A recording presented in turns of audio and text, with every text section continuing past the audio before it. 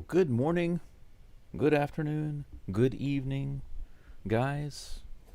I thought I was completely ready and I just realized I left my coffee filter right around the corner. Let me go grab it right quick. It'll take me like 5 seconds, perhaps. Maybe a little longer, maybe 6 or 7.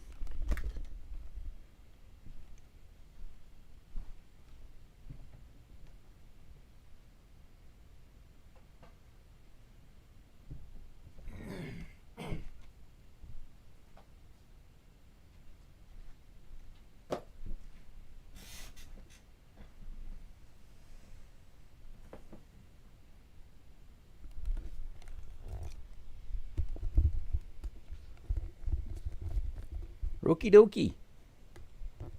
Good morning, good afternoon, good evening, wherever you are. We are getting ready. If I can get my headphones adjusted. It's weird. Whether sometimes if I don't have a hat on, I have to readjust my headset. If I wear my other Astros hat, this one is bigger and requires me to open the headset even more. But this Astros hat that I have on, which I'm wearing backwards today just because it feels more comfortable, I have to adjust the headset again. So 3 different adjustments on this headset depending on what I'm wearing or not wearing. But the first pitch for the Astros should be coming in just a couple of minutes. Like I said, I thought everything was ready to go. Chips and guacamole, organic mango. Yeah, exactly. Let me mute that. That doesn't need to be on.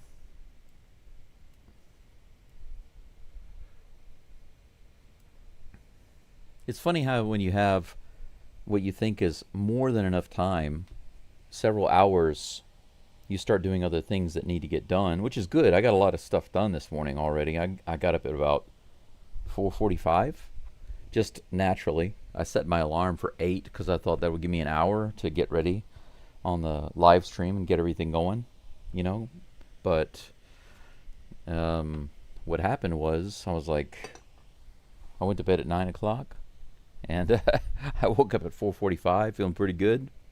And I thought, what the hey, why not go ahead and get up and get some stuff done, some other stuff done. So I was able to completely clean up my desk space here, get some things organized, do a couple of things for the channel, do some more artwork.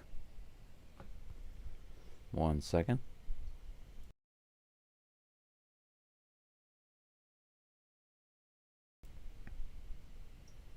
Hey, Mr. Antonio. Yes, I love Altuve with the Infinity Gauntlet. I love it. I just had this idea because he completely owned the Dodgers. He's becoming to the Dodgers what he is to the Yankees. It's so perfect, right? Isn't it perfect that somebody like Altuve, you're getting ready, getting close, somebody like Altuve who is the opposite of the kind of guy that you should hate, right? I mean, you should never hate anybody, but if you're going to hate a guy, you should dislike somebody who's truly not a good guy. And I think I'm going to have to make a fresh cup of coffee. This one is just not working out for me. Yeah, I tried to make a second cup with this one, but it's just not. Yeah, it's not working. It's not working. See ya. Fresh cup on the way. Fine by me. I'd rather have the fresh cup anyway. Colton Gordon, baby. Warming up on the mound right now as we speak, or as I speak. I'm imagining you guys and gals. I'm imagining your voices in my head.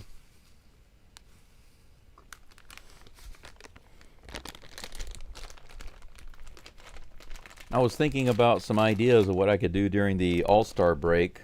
I've decided not to live stream and do the play-by-play for the All-Star game because I really just don't care. I can't be bothered to care about the All-Star game. Not just because the Astros were overlooked in a couple of areas. It's just because it really just doesn't matter to me so much, and I don't think it matters to most people anymore. Stephen Kwan is already coming up. I need to put that on my headset. That should not be on the TV. There we go.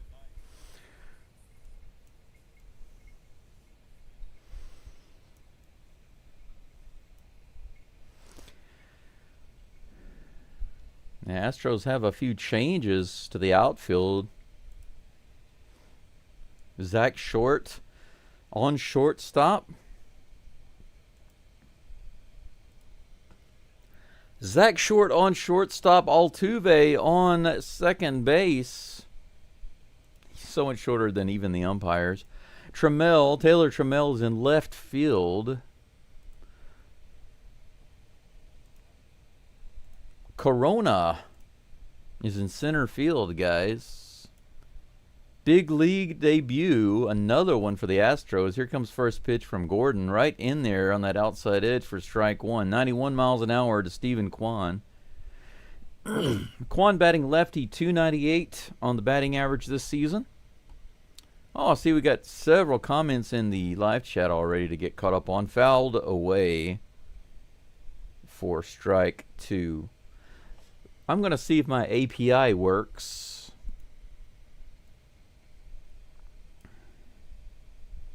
Today, it might not, but we'll see. We will see.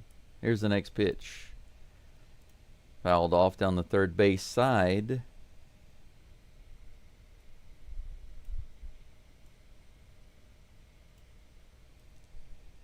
Let's try that right there. That looks good right there.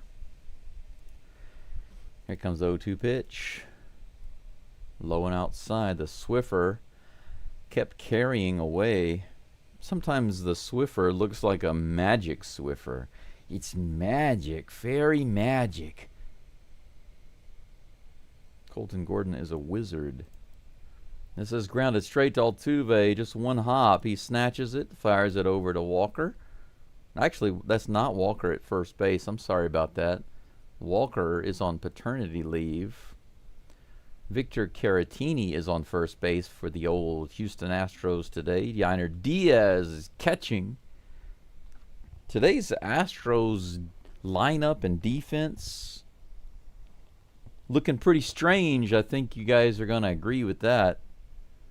Next batter hits it way out to left center, way up in the air rather. Trammell is underneath it. He puts it away, no problem. David Fry.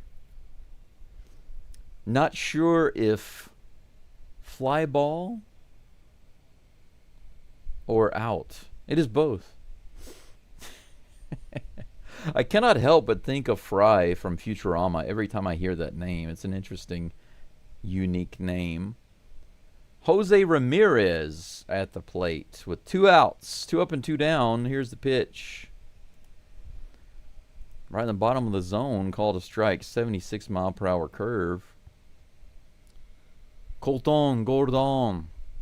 Colton Gordon. Here's the next firing out of his gun. In the dirt and inside. 1 ball, 1 strike. 1 ball, 1 strike. 658. We're almost at 660 subs. Here's the pitch.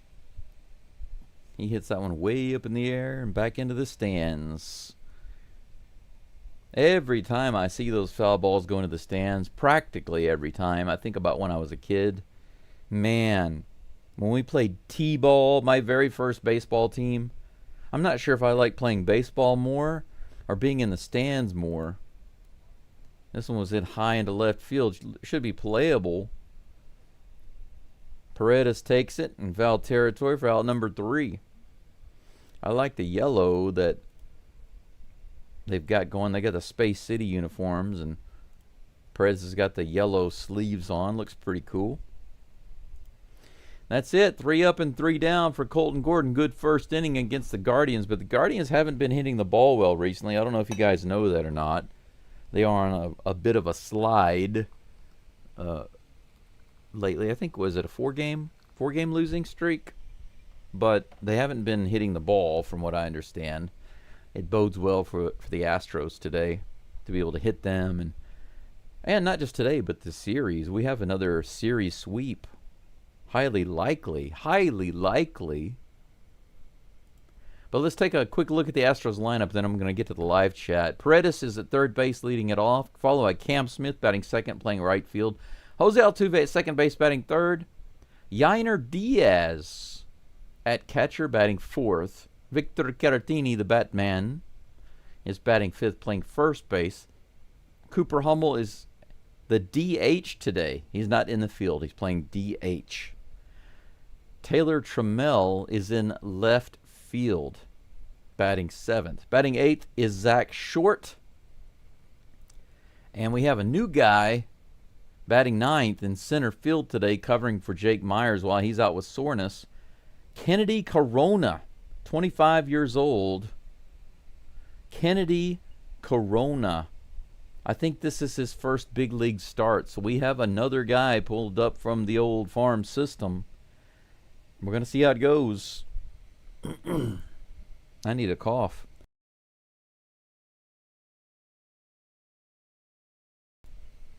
Okay, got that out of my system, I think. Let's see here.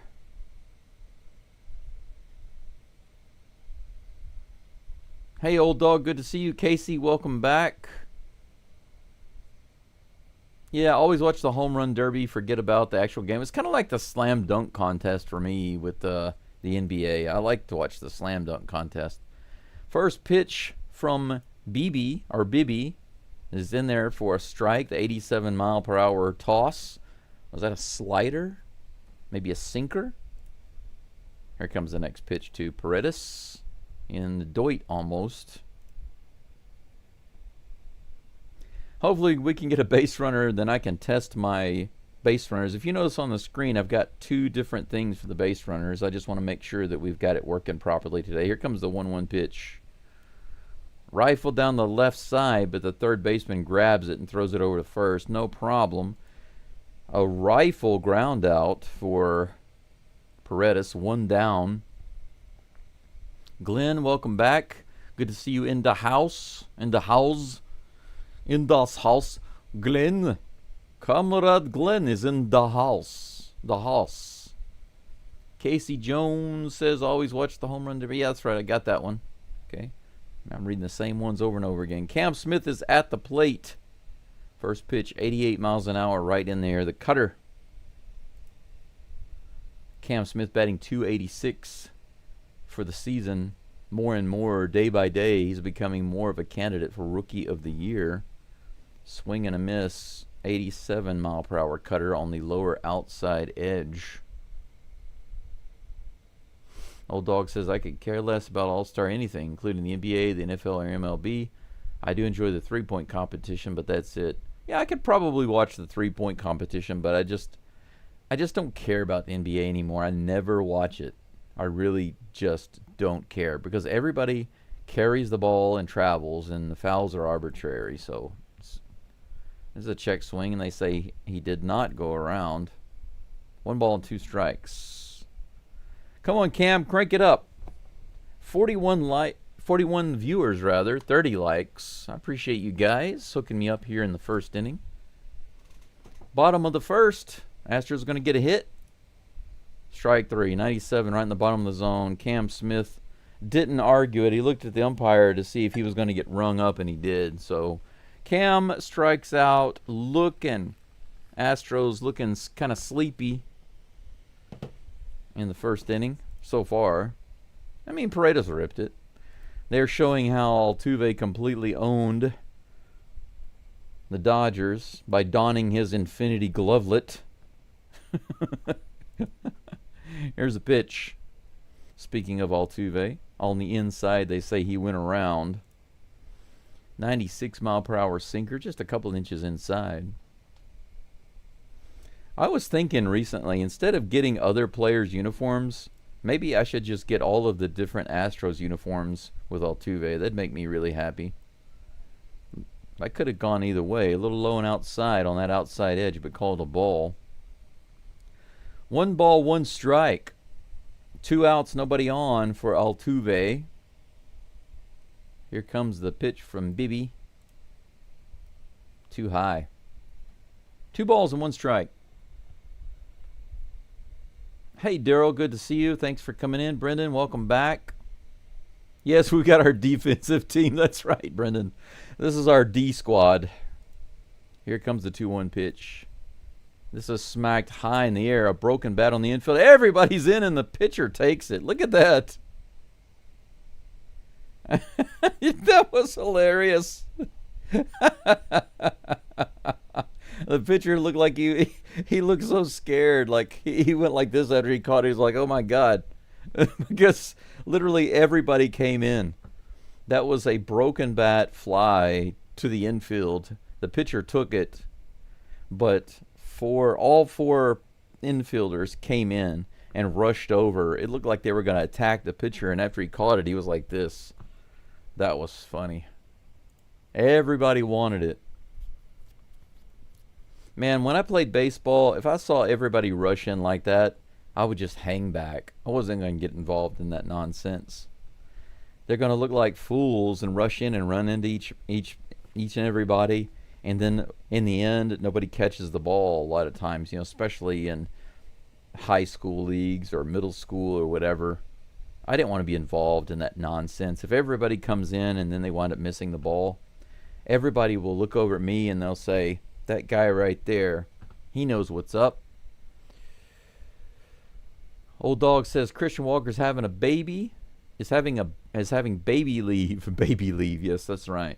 Is having a baby leave. Well, that's not nice, Old Dog. He's having a baby leave. Hey, you leave, baby. You leave. Yeah, I'm just kidding. I'm messing with you. Yeah, congrats to Christian Walker.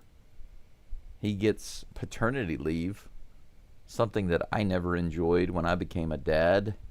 They do have paternity leave here in Japan, paid paternity leave, so that's nice. Brendan says 10-game losing streak for the Guardians. Oh, it's 10 games. Okay. That's longer than I thought. It's pretty bad. Yeah, they haven't been producing any offense from what I understand. Myers is over there in the dugout, guys, just so you know. Just a little heads up. Mr. Baseball. Next batter is Carlos Santana for Gordon. First pitch is a little outside for ball 1. Pena is also hanging out over there in the dugout. How about that? Next pitch on the way. Tap to the mound. Gordon grabs it. Fires over. Good play. 2 pitches in. Out number 1.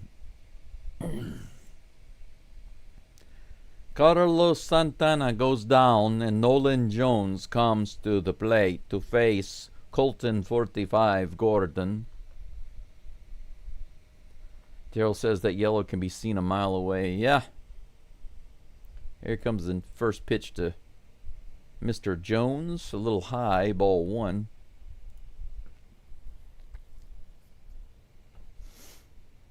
Batting .220 this season with 3 homers and 22 RBIs.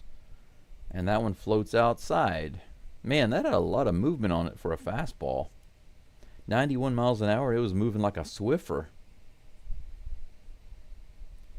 A little lefty on lefty action right now. Here comes the 2-0 pitch from Gordon. Man, again, the same exact thing.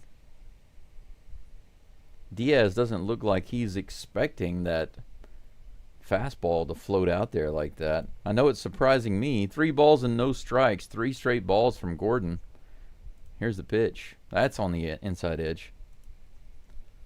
Okay, that fastball didn't have really any movement on it on the inside edge of the plate. Here's the pitch. Fouled off. Another fastball. Full count.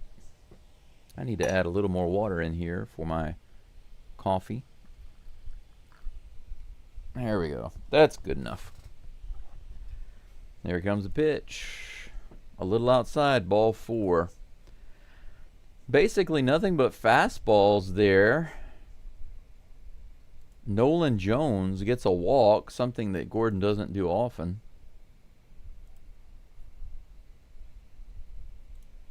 Cooper Hummel sitting back there by himself on that back row. Poor guy.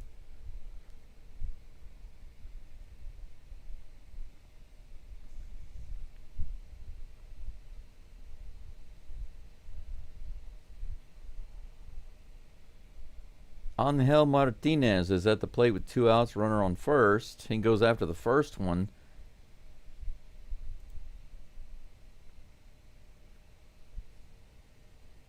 And that was actually a bunt. He fouled that one all the way over into the dugout, guys. He tried to bunt it, and it went into the dugout, into the net. That's crazy. Low and inside, almost in the dirt. Ball 1. The count is even.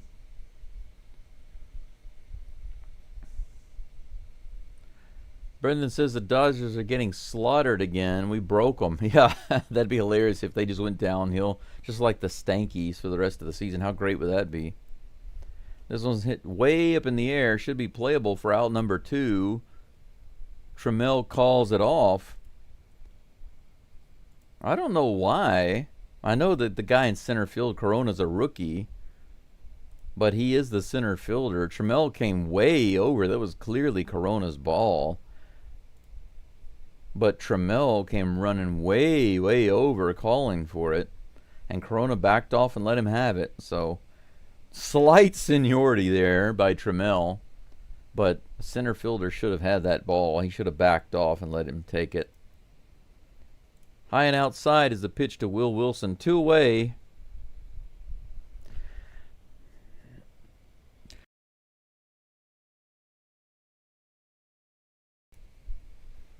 One ball, no strikes. Here's the pitch. Fouled at the plate for strike 1. The count's even. Looks like my coffee is ready. Coffee is served.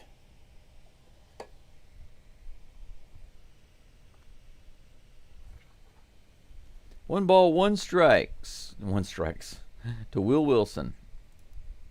He hits that one way up in the air to left field. This one right to Trammell.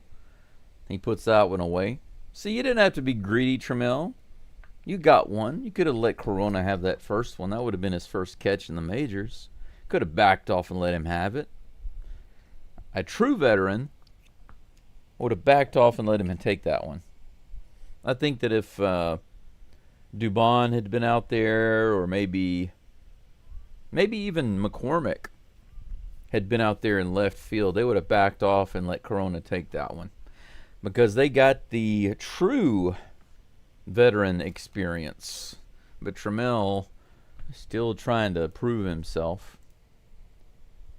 But as far as Trammell's concerned, guys, I don't question his defense, but I have lots of questions about his offense.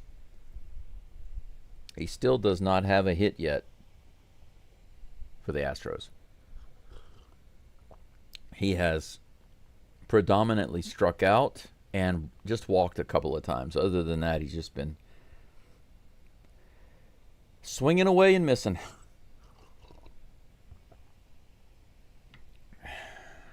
Just like in Signs, where she says, swing away, swing away. Well, that's what Trammell's been doing, but he hasn't been hitting anything. Not even cups of water. That would actually be kind of a funny parody to do, wouldn't it? Taylor Trammell in Signs, and at the end, there are cups of water all over the house, and she says, swing away, and Taylor Trammell just going around the house, swinging away at all these cups of water, but he can't hit any of them. That's so not nice. All right, let's check it out here. Let's see what's going on. Daryl says it's like watching that movie Angels in the Outfield. Angels in the Outfield. Old Dog says Dodgers losing 5-0. End of the second. Wow. Well, they got time to come back, but let's hope Milwaukee can hang on. Hey, Texas Dave.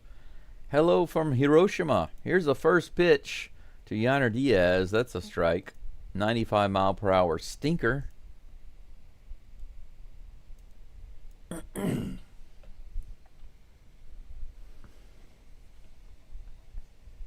Here comes the next pitch. Hit high up in the air to left field. 3 people are out converging on it. Who's going to take it? Shortstop calls for it, and he puts it away. Guardians, man, they are like They're like vultures converging on the ball, like vultures converging on a corpse. They all just flock to it at the same time and fight for it. Everybody's wanting the scraps. Picking the bones after the lion walks away. After the Astros lion walks away. The Batman is at the plate. A couple of grand slams in less than 10 days. Holy cow. Victor Caratini. 1 ball, no strikes. Here's the pitch. On the outside, that should have been a ball. A couple inches outside, 83 mile per hour Swiffer called a strike. Check this out. Caratini's batting .250 for the season. But in the past couple of weeks, he's batting .353. How about that? Left fielder takes it. 2 fly outs. Jordan in the dugout.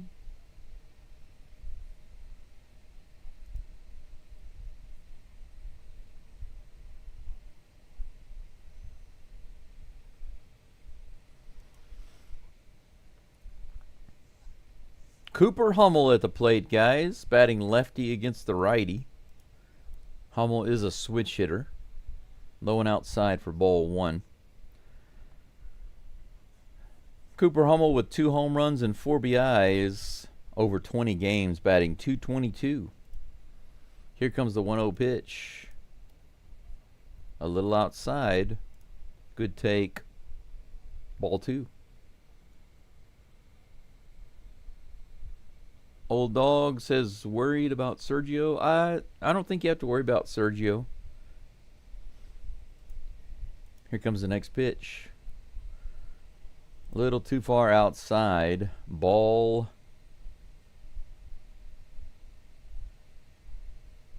What? Oh, okay. They say he went around on the check swing. I didn't think he was anywhere near that, but that's strike 1. 2 balls and 1 strike. Here comes the pitch. Right in there. Strike 2. 2 balls and 2 strikes to Hummel. Just so you guys know, I don't have a moderator anymore. I tested having a moderator for a little while, but it was a little counterproductive. Hummel hits this one to left field, opposite field, and he puts it away for out number 3. 3 flyouts for Bybee in the bottom of the second. Nothing doing for the Astros and the Guardians through 2 innings. 0-0, no hits, no errors, no nothing. We go to the top of the third. Bo Naylor due up to face Colton Gordon in just a moment. But anyway, yeah, I just wanted to let you guys know that, you know, from the beginning of my channel, I do everything by myself. I don't rely on anybody to do anything for me. Now, there have been a couple of times where I paid a couple of IT guys to do something for me, but we're talking about low spending money, you know, like $20 here, $25 there. I have a monthly subscription to a couple of, I use ChatGPT, but ChatGPT is something that I use for a variety of things. I use it for research purposes. My old house and doing renovations here. I use it for to learn things about that. I use it to help me create images and create some videos occasionally. I use it to help me with my story because I write stories. Right now I'm working on a novel, and that novel requires a lot of study because it takes place in the Edo period of Japan, around 200 years ago. And of course, it takes a lot of time to study the time period and understand what was going on and the culture and the daily life and all that kind of stuff. So having access to good AI helps me to really study and learn about all sorts of things and do all sorts of things. It's not just a tool. It's almost like even a personal assistant and a life support. I live here by myself, so I can even have conversations with ChatGPT if I want. And I do sometimes. Not because I'm lonely, but because I want to talk about certain things, and it's capable of doing that. Very first pitch is fouled off down the first baseline by Bo Naylor. That's strike one. Bo Naylor has very interesting hairdo. It's like a short Jerry curl mullet. Fouls that one off for strike two. But anyway, the reason I kind of told you guys that is because I experimented early on, because I thought that Sergio was being pretty helpful, with being positive and promoting the channel. So I don't know Sergio in real life, but I promoted him to be like a moderator, my first moderator. But fouled off, count remains 0-2. But there was a little bit of friction going on there, and I don't have time to deal with that, so I just got rid of the moderator position. This is fouled off again and out of play. Count remains 0-2. But anyway, since then I haven't seen Sergio. I mean, I did email Sergio and let him know that I've decided to remove the moderator position. I appreciate all the support and all the help, and I hope to see him in the future. But he just went silent after that, and I haven't seen him. So I guess he's not happy about that. But I can understand, not everybody is able to handle that emotionally. But it is the way it is. I want to focus on giving you guys the best. I'm here to do live play and have a good experience, not bicker with people in the live chat. But that's going to be the first hit of the game. Could be a double all the way out to the wall. Yeah, Naylor gets to second easily. All the way out to the wall in right field. The 1-2 strike pitch, after fouling it off several times, he finally straightens it out and gets the first hit off Gordon. That's the first hit of the game, too.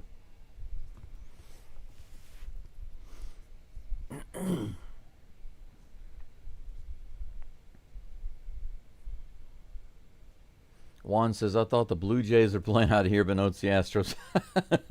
Yeah, it's the Blue Jays home uniforms in Houston. The Houston Blue Jays. That's a bunt right up to Gordon. Gordon goes over to first base to get the out. One away, but runner gets to third. Or did he? No, yeah, he did get to third. Okay. They didn't update the base pads there. Are my base pads working? No, they're not. Okay, they're not working. It's good to know. It's good to know that the base pads are not working. That way I can make this bigger. Just cover that up. Boom. How about that? That's better. Here's the pitch. Brian Rocchio. No. Stephen Kwan is at the plate. Rocchio just grounded out. He bunted out. One away. Runner on third. 0-1 is the count to Stephen Kwan. Here's the pitch. High and inside. Ball one. He almost got him there.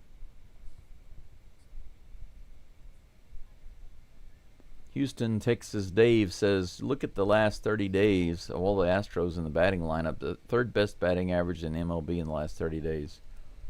Yeah, we've moved up a lot. Right on that outside edge, strike two, 77 mile per hour curveball. Good pitch by Gordon. Old Dog says, did you have a nice breakfast yesterday, Geaux STROS? Yes, sir, I did. I got there in plenty of time, just in the nick of time to have a nice breakfast.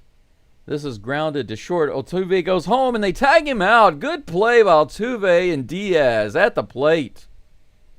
How about that? Grounded to Altuve by Kwan. Altuve immediately went home. Diaz applied the tag. He was immediately tagged out by a mile. Boom, baby. He didn't even have a chance.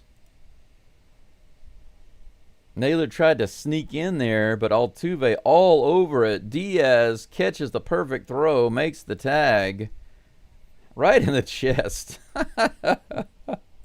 Love it. 2 away. Runner on first base. Absolutely, old dog. That was a great play. Here's a pitch. Defense all day long. That's fouled away by David Fry. Not sure if strike or foul. Maybe both.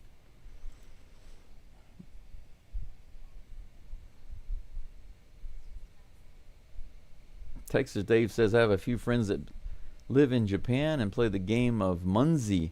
Munzi? That's right in the bottom of the zone for strike 2. 0-2 to Fry. Fry fried out his last at bat. Here comes the 0-2. Nope. Gordon goes over to first base. A little easy lob. Kind of more take a break than anything. Not a real serious toss. Hey, Willard. Good to see you again. Let's go, Stros. Come on, Stros. Texas Dave, thank you for telling a few folks about my channel. I really appreciate it. I've been thinking about advertising over there. I just don't have any way to do that. Because I think there are a lot of people that are either in Houston or from Houston that are all over the place, going here and there, that could definitely benefit from listening in, being able to listen to the game. But getting to them has been the challenge because YouTube limits that. You know, here's the pitch, the 0-2 in the dirt, 1-2. And I don't have the money to be putting advertisements out in and around Houston right now anyway. Just paying bills is and existing. Just existing for me right now is where it's at. Sleep well, restore my health, become stronger. This is the priority. Here's the pitch, the 1-2. Way high. Count is even, 2-2 to Fry. Yes, the Astros D is elite indeed, Mr. Texas Dave. Yeah, you're right. I agree with you. Best advertisement is word of mouth, and I do appreciate you guys spreading. That's the main reason my channel spreads. It's not because of YouTube as much, I think. Umpire says that's a timer violation on Gordon, and that makes it a full count, 3-2. Don't see those too often. Not anymore. Used to see them a lot. Hey, Annie. Hello, hello indeed. Hello, hello to you. Are you okay, Annie? Annie, are you okay? Are you okay, Annie? Let's go Astros. Here's the pitch. Strike 3. David Fry started running to first base. Did you see that? He started running to first base thinking that was ball 4 and it was strike 3. He got rung up. Gordon gets the strikeout. It always cracks me up when these batters are like, yeah, it's a walk. Oh, it's a strikeout. You look like a fool.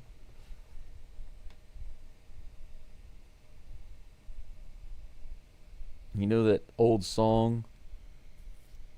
You gonna make me act a fool up in here, up in here. But that one is him acting a fool, not me acting a fool.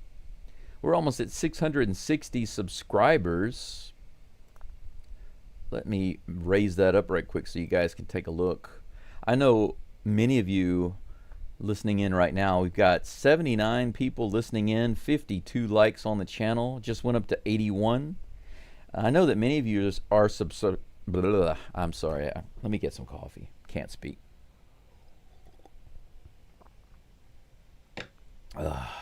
Okay, that's better. I know that many of you are already subscribers, and for that, I appreciate it. Me love you long time. And I do appreciate anyone else who comes in to listen, even if you're not an Astros fan. If you're a Guardians fan, I don't have anything against the Guardians, so I'm not going to be, dissing on your team or trash talking them or anything like that. I mean, I'll make some jokes and stuff sometimes because that's what I do. But that's for everybody. That's for every team. I sometimes even joke around and mess around with my own team, my own players a little bit. But for those of you who are Astros fans and you're not yet subscribed, I would encourage you to subscribe. And there are a couple of reasons why. I'm not just asking you to support my channel. What I'm hoping is to grow a really nice Astros community on YouTube, because apparently, from what I understand, there is no Astros live play-by-play channel for every game in English. I'm the only one. Let's build it. Trammell almost gets his first hit. Wow, on the very first pitch, I am still waiting for Taylor Trammell to get himself a hit. He's batting .000. Very first pitch, he went after it. Opposite field, right to the shortstop. One up and one down. Speaking of shortstop, Zach Short at the plate had a big series against the Dodgers. Man, he was a contributor and a half. Here's the pitch. Right in there, 87-mile-per-hour cutter from Tanner. Zach Short playing shortstop. So far, pretty good fill-in for Pena. Definitely not a replacement, but he hits this one. Man, he totally destroyed his bat at the plate. Pops it over to shortstop and flies out. But man, his bat was completely broken. Broken at the plate. It snapped in half. Out number 2. We've got another Venezuela player, guys. Kennedy Corona.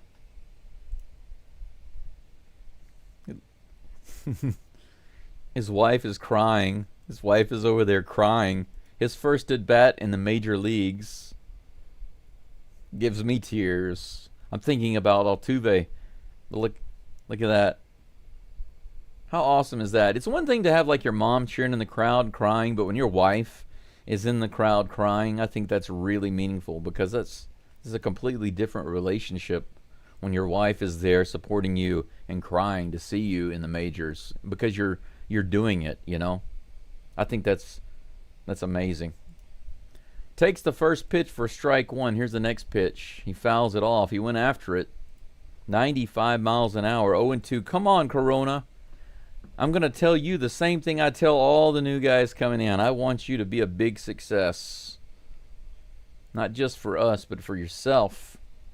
Let's do both. Here comes the 0-2 pitch with 2 outs from Baby. Way high. Good take. Ball 1. 1-2.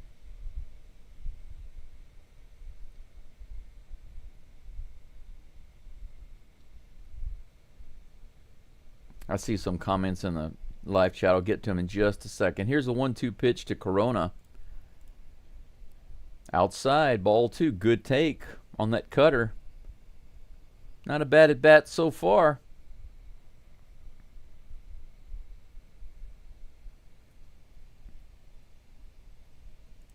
She's over there praying. She's really getting into it. There you go, ball 3 on the outside.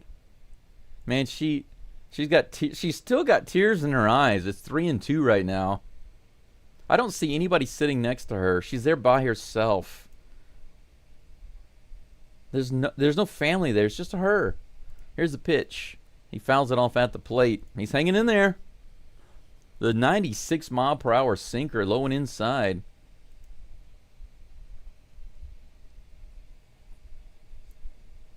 What do you guys think of Corona's portrait? Do you see it on the screen?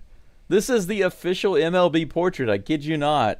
It automatically loads from MLB. Here comes the 3-2 pitch from Tanner to Corona.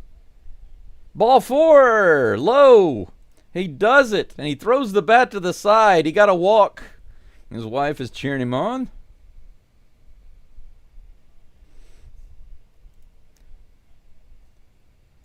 Could have been a ball or a strike in the bottom, very bottom. Santana just gave him a little pat on the head. And look at her, she's crying over there. It's getting me all emotional. I love to see this stuff. Great stuff. After his at-bat, she was joined by somebody else. They were gone while he was batting. Whoever was with her, they missed the at-bat. Can you believe that? How can you miss the at-bat? Wow. Outside, they throw it to first base. They almost pick off Corona. The catcher says he was, or thought he was too far off the bag. He threw it over there, but he's able to get back. But 2 outs, 1 runner on first. Paredes at the plate.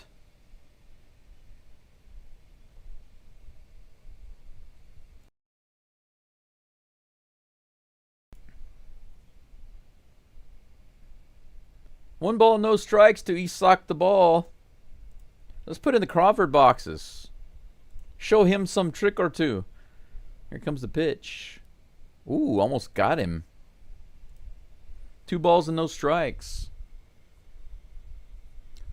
Houston, Texas Dave says, how many non-native born Japanese Major League Baseball players have played on the Houston Astros? Non-native born Japanese. That's a really tough question.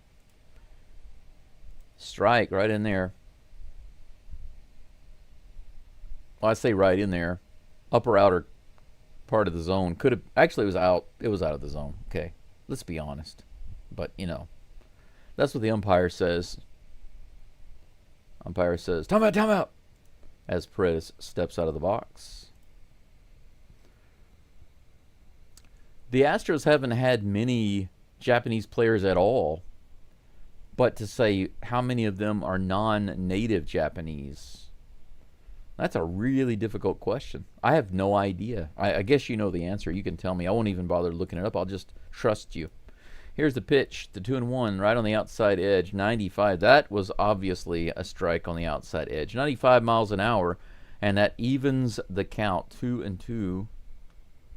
He wants a new ball. He's like, yeah, I'm not so sure. This one gave me a strike, but I don't want that anymore. I want something that's going to give Paredes a homer. You know that that's what Bybee is thinking, right? I'm going to give this guy a homer. Willard says, no disrespect, but it was stupid changing Cleveland's name from the Indians. I agree. All it is the city bowing down to the wokesters. That's all it is. Corona was stealing on that play. He's going to have to go back. He's just standing there. Piers Chico's like, you got to go back. He's over there laughing. He's like, you got to go back, son. No, that's the first base coach is over there. He's like, he was laughing at him, but Paris Chico's waving at him saying, you got to go back. And he's like waving at him, you got to go back. First base coach laughing at him. 2-2. It's a little high. Full count to Isak the ball. I love watching these new players sometimes, the little quirks they have. You know how they play. They played so much baseball in their lives. They know stuff like that. They know if the ball's fouled off, you can't stay on second. You got to go back. They're just so nervous, right? They're not paying attention to everything. Paredes hits it to the third base side, backhanded by the third baseman, and he fires over, makes the long throw, and that's out number 3. But our new guy gets a walk on his first at bat, and he's stranded on base. He almost got a stolen base. Paredes grounds out. No hits for the Astros. 1 hit for the Guardians. It's 0-0 going into the bottom of the third. And Willard, yeah, you're right. No excuse for it to me. It's just woke people made them change it. Well, it's not just the people. It's the minority of people, number 1. Number 2, it's the minority of people that run the city. You know? I mean, look at where it's at. It's the same thing with the Redskins, the Washington Redskins. Now, what the media doesn't report is all of the Native Americans who support those teams.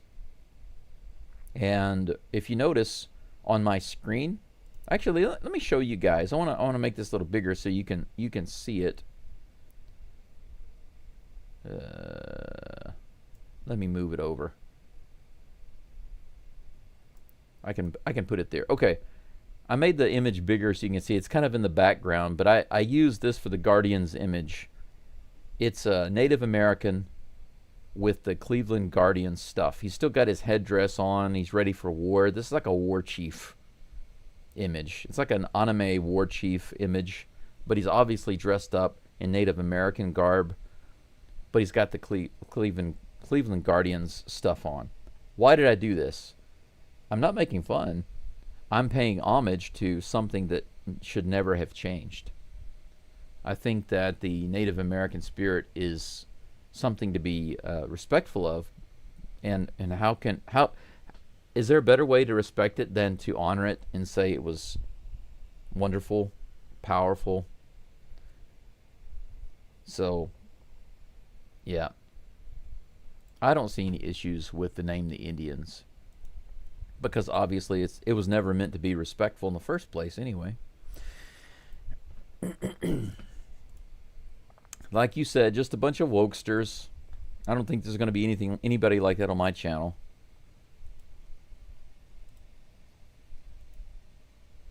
One ball and one strike.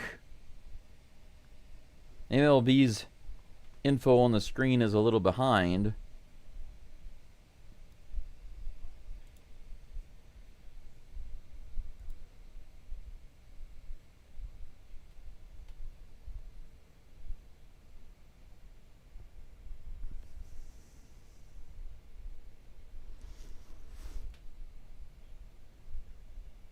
Jose Ramirez is batting for the Astros. I was trying to figure out who's at the plate. I don't recognize this guy. It's Jose Ramirez. Holy cow. Man.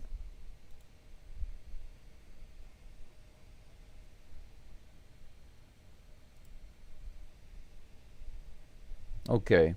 Jose Ramirez 1 for 2 today with that double.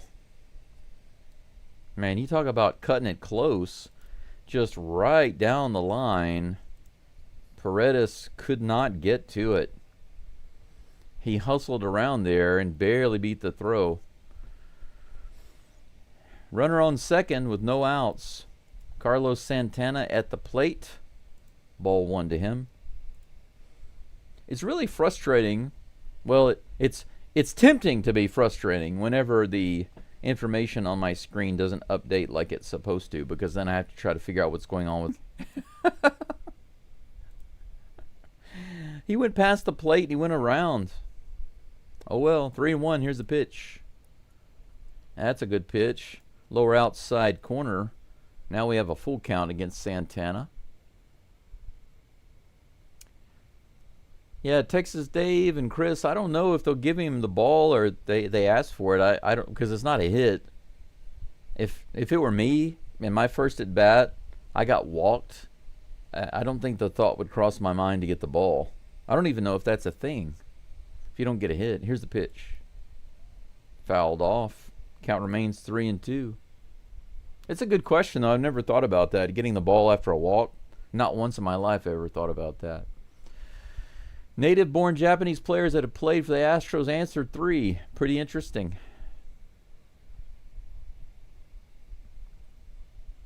Runner on second. 3-2 is the count. Here's the pitch. This is hit base, but Ramirez is back. Man, that was a rocket.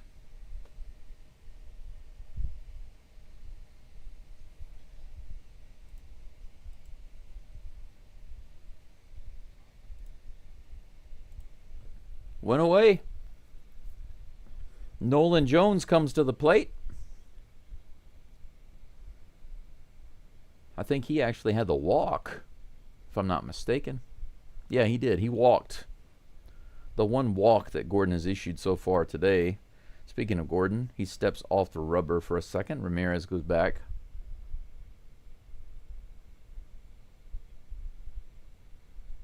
Casey Jones says, must be a nightmare for teams to plan their matchups versus Houston. They rotate players, bring new guys almost every... Yeah, it's like, how do we pitch to these guys? Who's this guy? Who's that guy?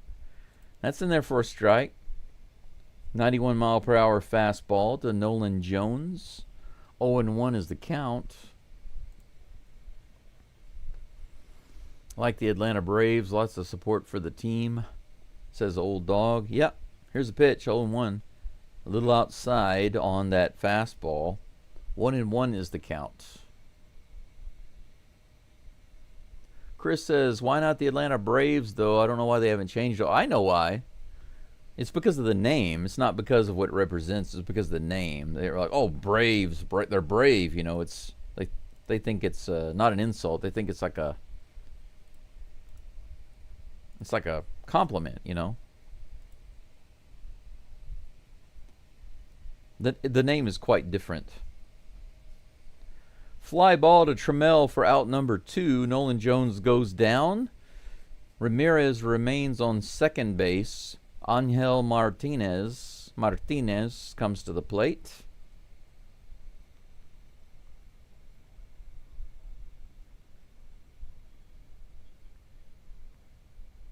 Are the Cowboys woke too? Cowboys are kind of a woke team. Oh, right. Another line drive. Trammell gets it on the run for out number 3. All right. I believe Cooper Hummel is going to be on deck. Or rather, you could say he's on deck right now.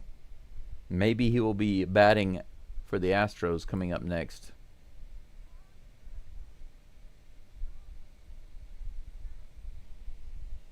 We'll see. As soon as it updates correctly. Right now it's saying Stephen Kwan is coming up next. And Colton Gordon is pitching, but that's incorrect. No, it just changed to Cam Smith. Cam Smith. Okay, yeah, that's probably right. All right. The commentators were talking about Hummel coming up next, but I think that they're going to be talking to him or something, or talking about him. That's why I was thinking he was the next batter. But Cam Smith is due up, followed by Jose Altuve, and then Yainer Diaz. Let's see what we got in the live chat.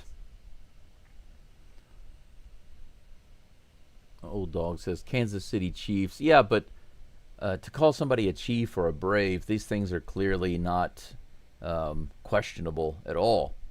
But Indian is a mislabel. That's all it is. It's not disrespectful. It was just a mislabel, and it was used because, you know, everybody knows that. It's not meant for disrespect. It's just a mislabel. Indian, obviously, is just a mislabel. Redskin, what's wrong with that? What's wrong with that? What's wrong with the color of your skin? Nothing. It's just that, you know, people, woke people, minority of people are really, really loud. It's the squeaky wheel is what it is. Annie says, who's pitching? Never mind, I see it. Yeah, oops. For some reason, my image on the screen got shrunk down a lot there. I don't know why. Let me change that. All right. Cam Smith at the plate takes that first pitch. Ball 1. Here comes the next pitch from Tanner. Fouled off at the plate. 0-2. I'm sorry, 1-1.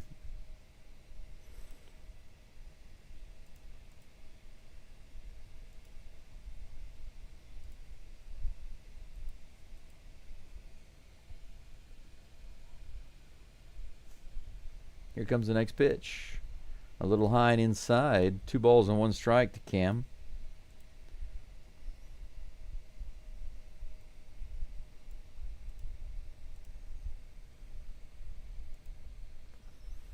Two balls, 1 strike. Here comes a pitch to crank it up Cam, and he sputters on that one. Swing and a miss. 2 balls and 2 strikes. Yeah, Annie, I always have the pictures on the left side of the screen. It's been like that for a while now. I always keep the current pitchers on the screen. If for some reason you look over there and you see that it's not matching who's actually pitching, you can let me know because I have to change those manually. Here comes the 2-2 pitch to Cam Smith. Fouls it off at the plate, hits the catcher's mitt. Count remains 2-2. Daryl says Astros should wear the old Colt 45 uniform. That would be pretty cool. But that would be the team going in a very good direction, you know, to be able to do that. And because, you know, all of the woke cities and minorities would be up in arms about how inappropriate that is. Here's the pitch. A little outside, good take. Full count. Chris says it was a big wobble. A big wobble. Trammell plays so nonchalant. Yeah, I worry sometimes about how he catches the ball.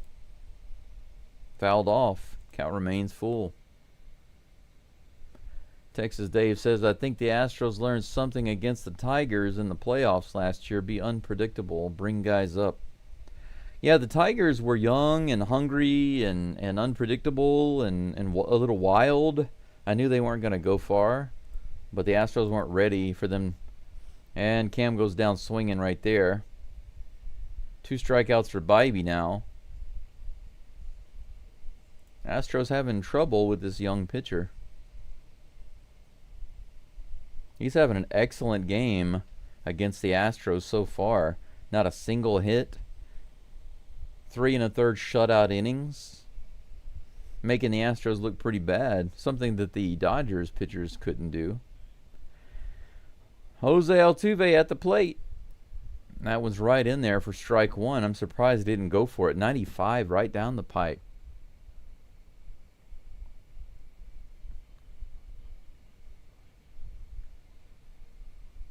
Here comes the pitch. That one's in the dirt. Altuve, of course, goes after that one. The one right in the zone lays off. In the dirt, swing. 0-2. Come on, Altuve. 83. Yeah, viewers are kind of creeping up there. Thank you guys for being in today on this game. We got 85. It was up to almost 90 there for a second. If you like the STROS, please subscribe. Altuve at the plate with 1 out. Here in the bottom of the 4th. Here's the 0-2 pitch. He rips this one down the line. It's fair. Oh, it's foul. I thought for a second there that was fair for sure. Umpire looked like he was calling it fair. He threw his hands up in the air. Look at this. Look how close that was. That should have been fair. That should have been fair. Can't review it. Thanks a lot, man. That was fair. Right over the bag. Right over the left side of the bag there. That was a fair ball. Here comes the out number 2. Altuve's robbed by the umpire. 100 people following along right now. Thank you so much for being here, guys. I appreciate it.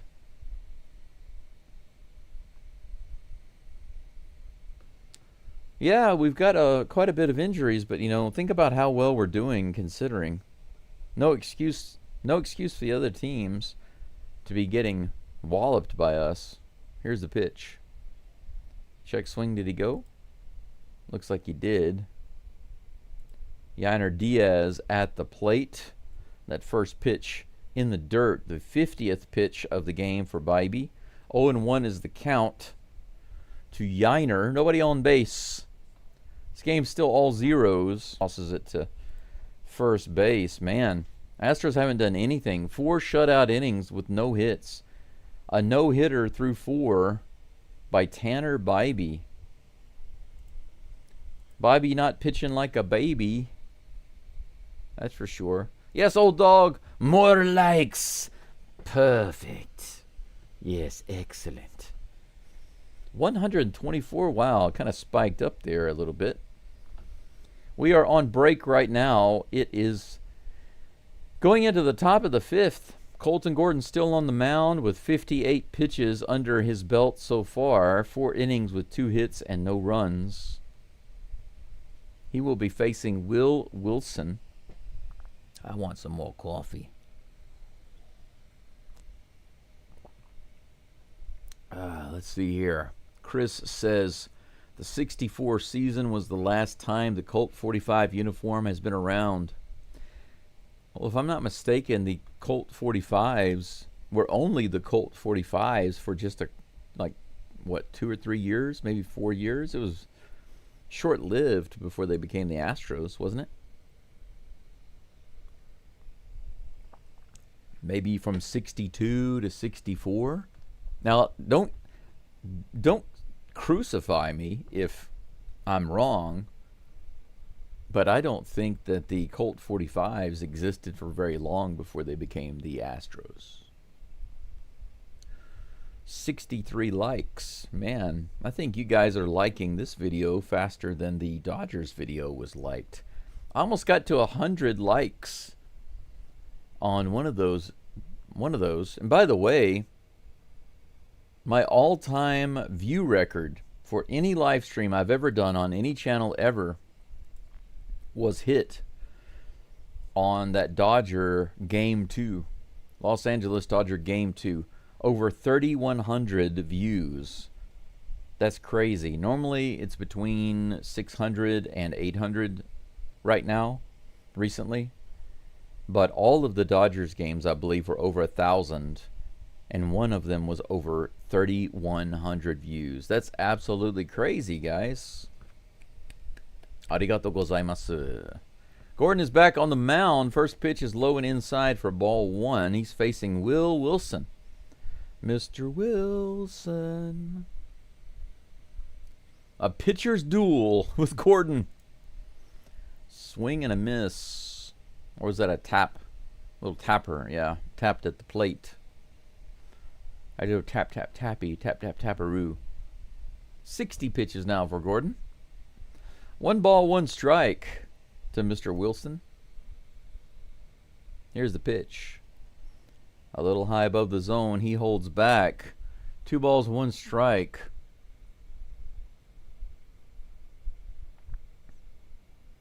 Yes, Altuve is due for this game. Wilson hits right through the hole on the left side between Paredes and short. So the Guardians have a runner on first with no outs. Not yet a Gordon old-timey jam, but we'll see how it goes. Old Dog says, interesting how the Astros got their name. You should put that in the chat just for those who don't know. Here's the pitch. Smith bobbles the ball, brings it in late, and the runner, he goes back. He bobbled the ball. The runner, if the runner had gone to third originally, he would have made it. Man, Cam is lucky right there that he was able to recover fast enough, and we only have runners on first and second. So you know what that means, guys. You know what that means. We have ourselves a Gordon old-timey jam with runners on first and runners on first and second.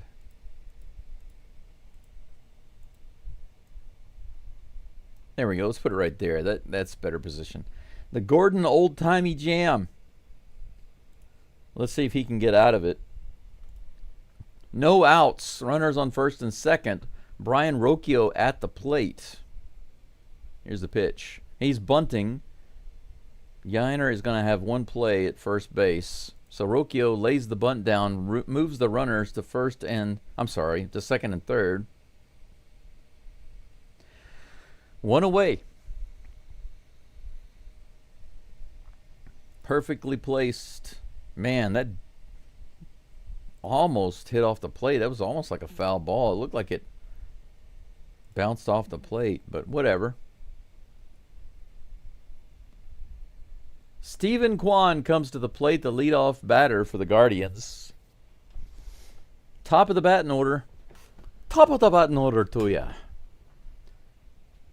Second and third, 1 out. This game is 0-0 so far, but 4 hits by the Guardians. Now 2 guys on base with 1 out.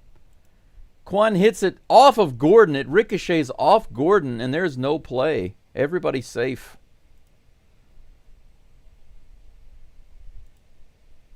Wow, Gordon got smacked by that line drive off the bat of Kwan.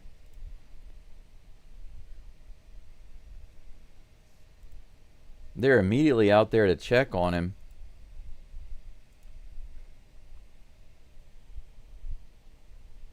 Holy cow.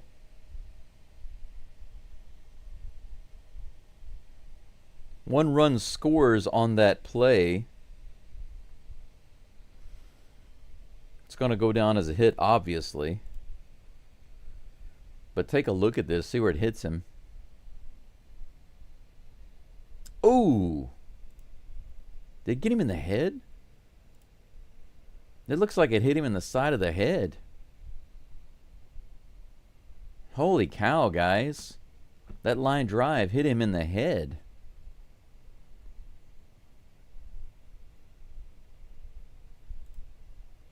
Gordon is sweating it up, but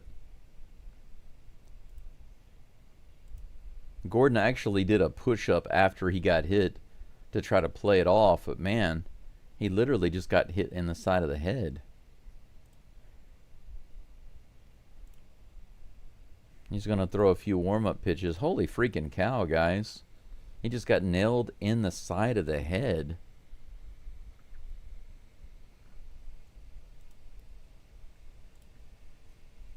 Taking a few warm-up tosses right now.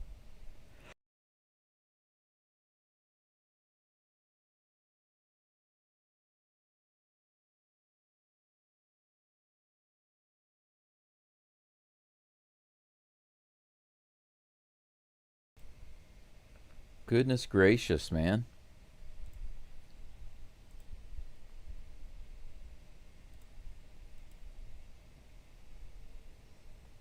Yeah, Gordon has tried to convince him he's all right.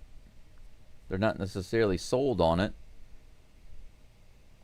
but they're going to let him stay in. Gordon's wanting to muscle through it. Didn't look like the pitching staff was fully convinced by his warm-up tosses, but Gordon is. He's chatting with the umpire. The umpire's chatting. Are you sure, man? You got hit in the freaking head? Yeah, I like that stuff. I do it at home all the time. You know, when I'm at home, I like to get hit in the head with stuff. It's my pastime. It's my hobby. Getting hit in the head is my hobby. Look at this week. He's on the mound just did a push-up after he gets hit in the head. He does a push-up.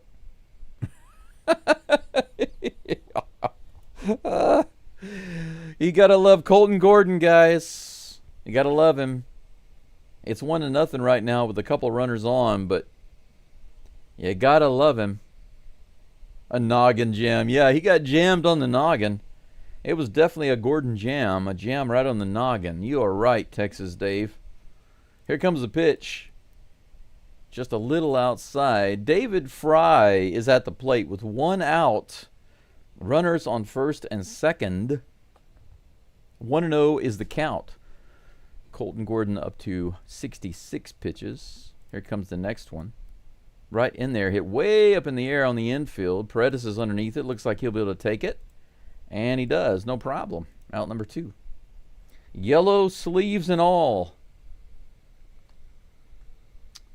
Double play would have been nice, but now anything will do. Any out will do.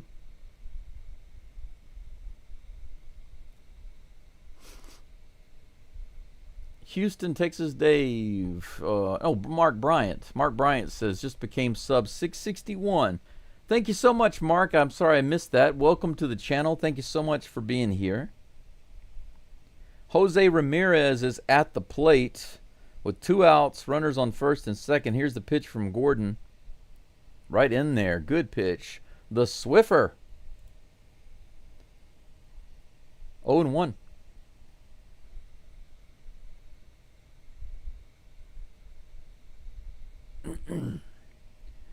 Here comes the 0-1 pitch to Ramirez.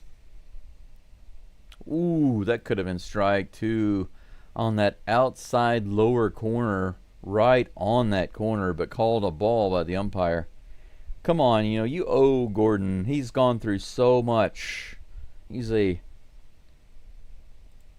injured, and he got that pitch. It's 1-1. This is hit hard to left field all the way out to the Crawford boxes, and it's gone. That's unfortunate. 3-run homer by Jose Ramirez. 4-0 Guardians.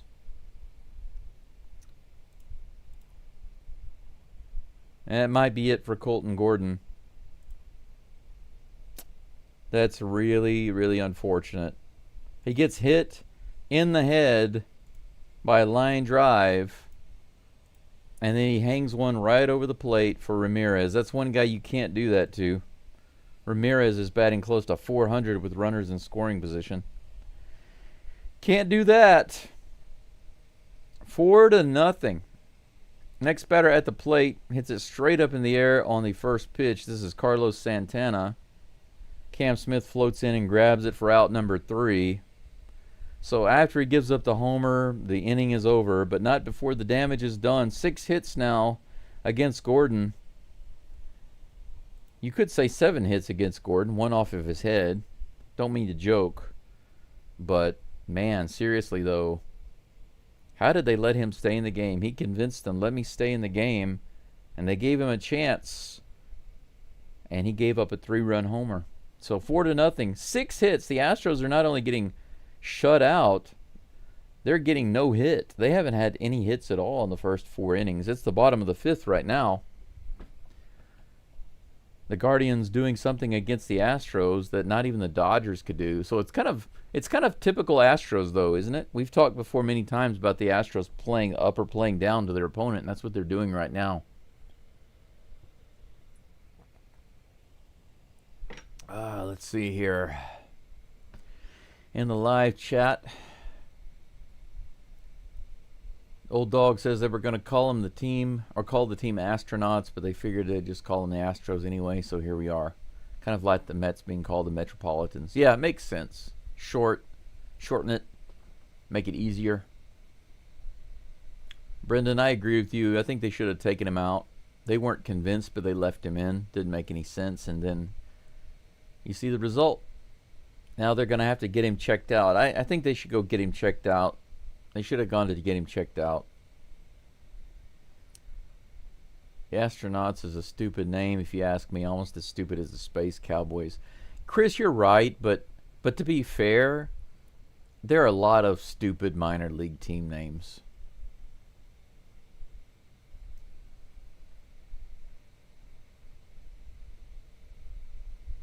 Venture says no subscriber. Do you mean new subscriber? If so, welcome in. Thank you for being here. VentureCast.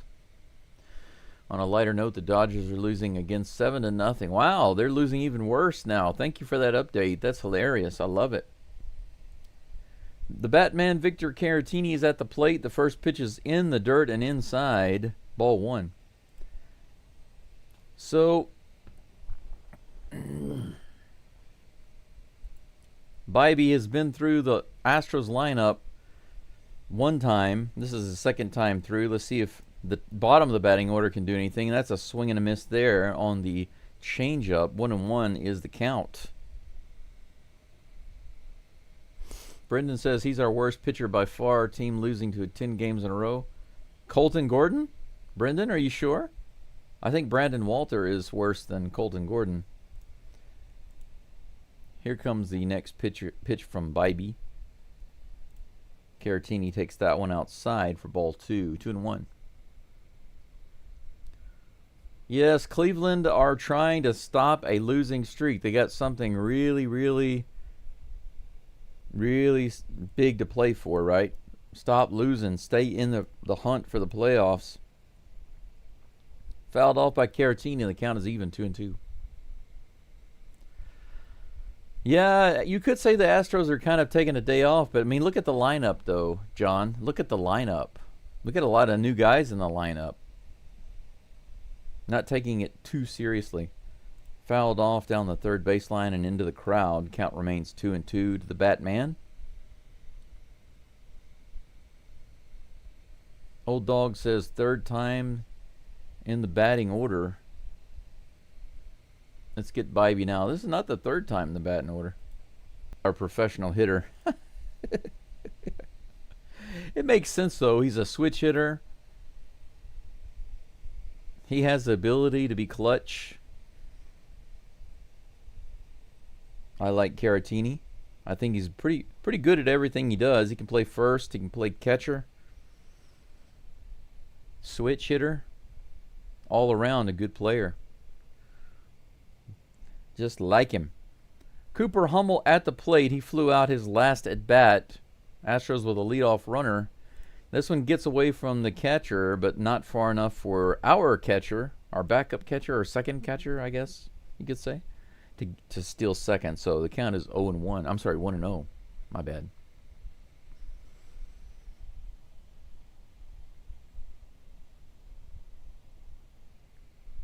Yeah, Old Dog. This is the middle to bottom of the lineup.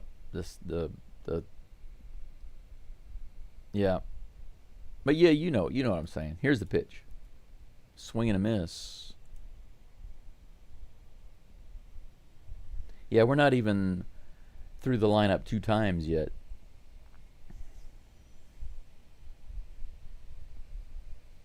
One and a half times through the lineup. 1 ball, 1 strike to Hummel. Who? I want to say Hooper. We could call him Hooper, Cooper Hummel, or Kummel. No, that's not. Let's not call him that. How about Koopel? Koopel. 1 ball, 2 strikes. Here's the pitch to Hummel. In the dirt. 2-2. Caratini over there on first base, just waiting for the opportunity to become an RBI. Kwan's grandparents are from Yamagata Prefecture in Japan. Well, yeah, Yamagata, I know that. I've been there before. Here's the pitch. Hit hard to right field. It's going to be kind of deep in the corner, but barely goes into the crowd. Good. Almost playable.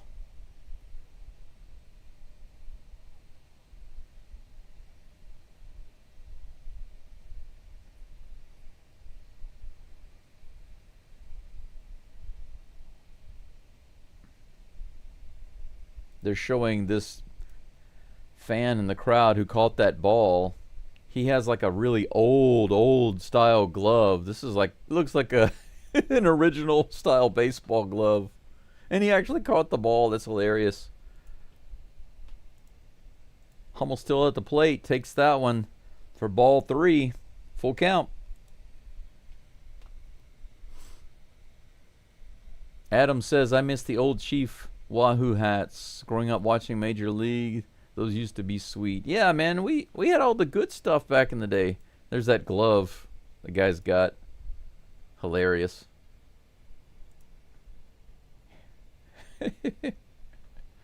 3 balls and 2 strikes. Here comes the pitch from Bybee. Hey, there we go. Right center field. Caratini moving to third base. Book it, boy. Runners on the corners with no outs. Now we're cooking with gas. Cooking with gas, baby. So Bybee couldn't get through the lineup 2 times without giving up some hits. So he had the Astros number the first time through, but he starts to get into the middle of the lineup the second time through, and he can't handle the truth.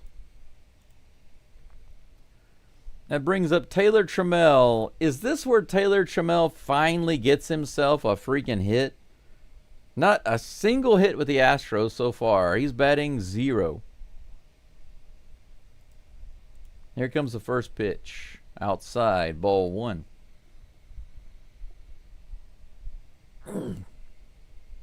Every time he comes to the plate, I give him so much hope.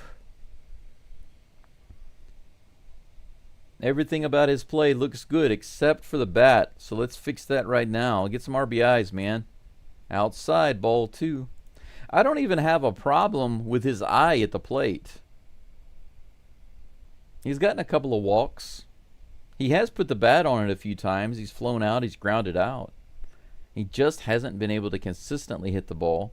He struck out too many times. Here comes the 2-0 pitch. Right in there, 94 miles an hour for strike 1. 2 balls and 1 strike. 75 people watching right now. Maybe that's gone down. Some of the Astros fans gave up. They're like, nah, forget this. I'm not going to watch them lose to the Guardians. Come on, it's just 4-0. Here comes the 2-1 pitch. First hit is an Astro. Finally gets a freaking hit. And it's an opposite field home run. 3-run shot to the Crawford boxes. The very first hit. Taylor Trammell, after just constantly struggling with strikeouts, a couple of flyouts, a couple of groundouts, finally gets his first hit as a Houston Astro, and it's an opposite field line drive homer, Jeremy Pena style.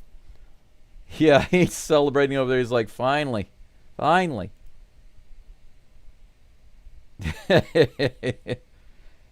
0 for 12, guys. He was 0 for 12 on his 13th attempt. Finally. Zach Short now at the plate. Takes the strike. 4-3. Astros are down by 1. Short takes another strike on the outside edge. 0-2. There are no outs right now in the bottom of the 5th. The Astros are just down by 1.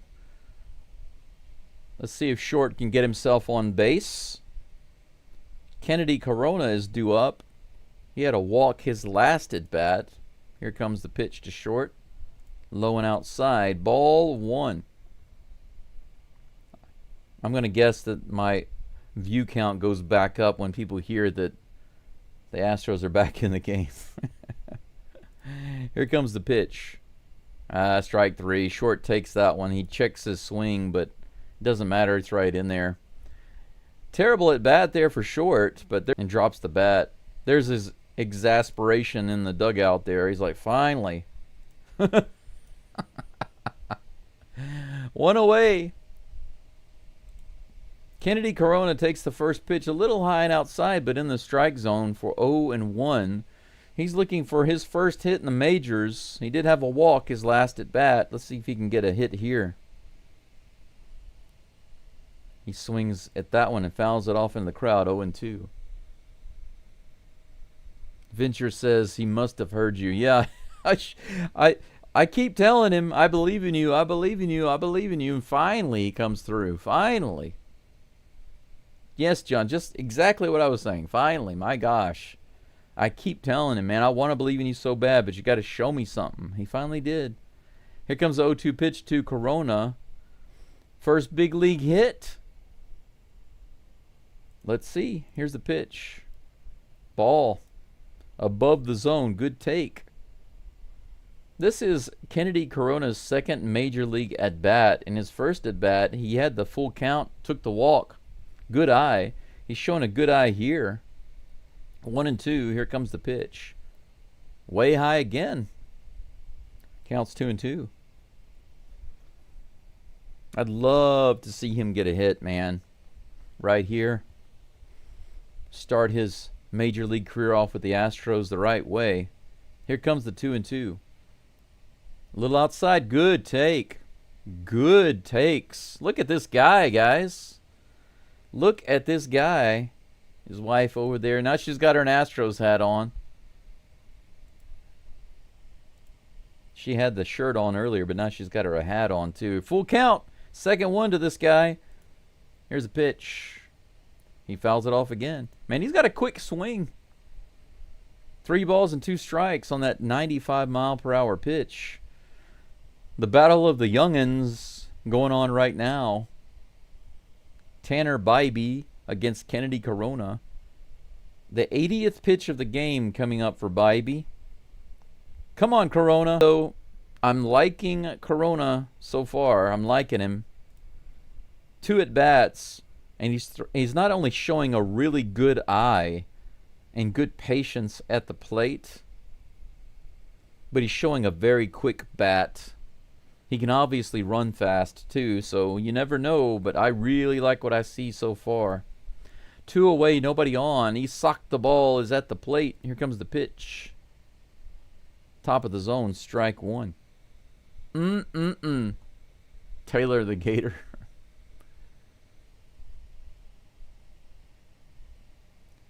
It's Trammell time. This one is hit way up high and it floats back into the crowd for strike 2. Hey, Caesar, good to see you. Thanks for coming back. Go Stro and the Stros. Go Stro.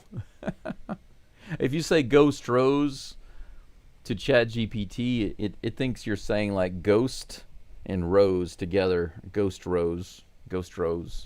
It's funny. Oh, old dog, that hug in the dugout, I think that was Hummel. Huggle. Yeah, that's right, Cooper Huggle. In the dirt. Ball 1 to Paredes. 1 ball and 2 strikes. Cooper Hummel gave the big hug to Taylor Trammell or Trammell. You can call him Huggle. Cooper Huggle. Here comes the pitch. Fouled off again. Count remains 1-2 to Paredes. Trammell for MVP. He might get game MVP if the Astros can come back and win this one. Then he might get it on that one just because of that big hit. How much we needed it, you know. Here comes the 1-2 pitch to Paredes. Little low and outside. Good take. Evens the count 2-2.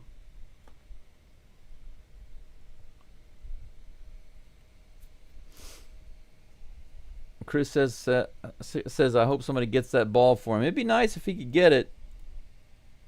But who knows? Isaac Paredes crushes it all the way out to left field up on the railroad tracks. It's gone. It's off the pole. Left field. The Astros tie it up on a monster blast from Isaac Paredes, and his haters out there cheering him on in the bullpen. Holy cow. Number 19 on the year for Isaac the ball. He socked it all right. Given the little heart symbol.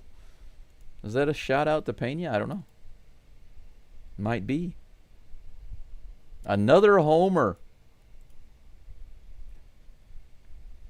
Check that out. A no-hitter through 4 innings, and then Bybee is getting crushed. Now he's out. They pull him out. That's going to be it for Bybee. Even though there's nobody on with 2 outs, they're not going to let him bat. They're not going to let him pitch, rather, against Cam Smith and Jose Altuve. That's it. This game is tied, bros. My sisters and my brothers, the Astros are now in control of this game.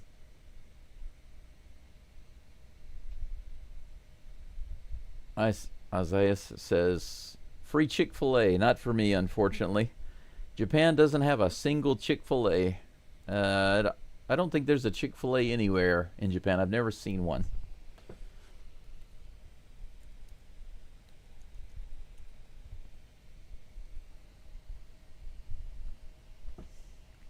Yeah, that's right. There's still no Chick-fil-A anywhere in Japan. If there is one, it's probably going to be in Tokyo first. But they are talking about possibly putting some Chick-fil-A in Japan. But actually, if I could choose any chicken place to put in Japan, I would choose Raising Cane's, baby. Raising Cane's all days, every days. Cam Smith is due up. He's 0 for 2 today, but he's going to be facing Matt Festa. Matt Festa. Maybe the Astros will have a festival off this guy. We'll see. Let's continue having a hit fest. 4 hits for the Astros this inning and 4 runs. Nothing through 4, and in the 5th, 4 runs, 4 hits. Here comes the first pitch to Cam Smith. Oh, come on, Cam. You should have just went ahead and tried to crush that first pitch. 82-mile-per-hour Swiffer right in the zone. 23.1 innings, and his ERA is over 5. Here's the pitch to Cam Smith. Fouls it off. 0-2, just like that. There's that Paredes home run. Fastball right in there, just crushed. Boom, right off the pole.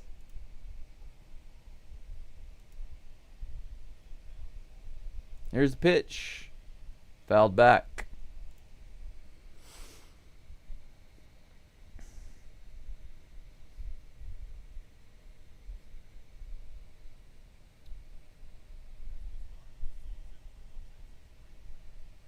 Chris says maybe after he gets his first hit, we can change out that picture. Are you talking about Corona? It's a pretty bad, just barely beaten by the pitcher. Taylor Trammell brings us within 1. Paredes ices it off. And this game is tied with just a couple of swings o' the bat. 4-4. 5 hits for the Guardians, 6 hits for the Guardians, 4 for the Astros. No errors. This game is tied 4-4 going into the top of the 6th. Gordon at 71 pitches right now. He got nailed on the head. For those of you who don't know, there was a line drive off the side of his head. He immediately did a push-up on the ground to show that he was all right. But if they keep him in the game, what do you guys think about that? Do you think that they should take him out and go get him examined? That's what I feel. That's what I think. But what do you think?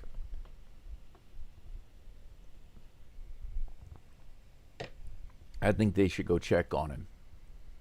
I think they should check on him. Player safety and health always comes first. Let's see here. John says these Astros are hard to beat even with half the starting lineup out. Yeah, man, they just keep coming back. Yeah, Isaiah. I know you meant in the USA. I was just saying, I wish, not for me, unfortunately. If I were in Houston, that'd be awesome. I'd be out there getting Chick-fil-A for show. For show. Andy says Brewers batted around the Dodgers in the first inning, are leading. Oh, they're still up 7-0. Is that the current score? Let's see. I might have it on my screen. I don't know why it doesn't update on the screen. I don't know why. Gordon is back on the mound, guys. He's facing Nolan Jones. Here comes the first pitch. On the outside edge, 89 mile per hour stinker. 0-1. That was a nice pitch. Painted the edge. Here comes the next pitch. Outside. 1-1.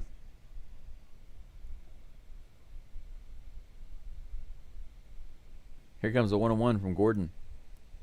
Grounded straight to Altuve, who scoops it up and fires over to Caratini at first base for out number 1. No problem. 3 pitches for Gordon. Okert. A little bit of fried Okert cooking in the bullpen. Yes, concussion protocol for sure. I agree. Maybe they had time to check him out. That was kind of a long inning for the Guardians. He had a little bit of a break, so it was good timing. They started hitting the ball at the right time, didn't they? Could have been a strike at the bottom of the zone, called ball 1 against Angel Martinez. Who's 0-2 today with a fly out and a line out. Here comes the next pitch. A little high. A little low, little high. A little low, little high. 0-2? No, I wish. 2 balls and no strikes. Here comes the next toss. That's in there and hit high in the air, but fouled into the stands. Strike 1, 2-1. Venture Cast says, that's cool you're in Japan. I live in Houston, but I spent almost half the year in Thailand. Yeah, man, Thailand is a popular place. Vietnam has become a popular place for people to move to and live. And throw goes over the head of Altuve. That was not a bad throw as far as strength and speed by Trammell, but it went over the head of Altuve. Martinez is in there with a double, a 1-out double.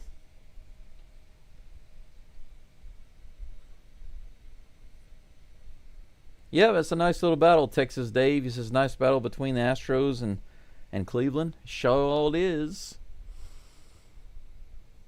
Put him in the blue tent, old dog says. He's talking about Gordon. That's funny. Outside, Will Wilson at the plate. The curveball missing for a 1-0 count. 1 ball, no strikes, 1 out. Runner on second. Gordon throws it to second. Altuve grabs it, but the runner is back. Martinez was kind of sneaking off the bag a little bit. Gordon keeping him honest.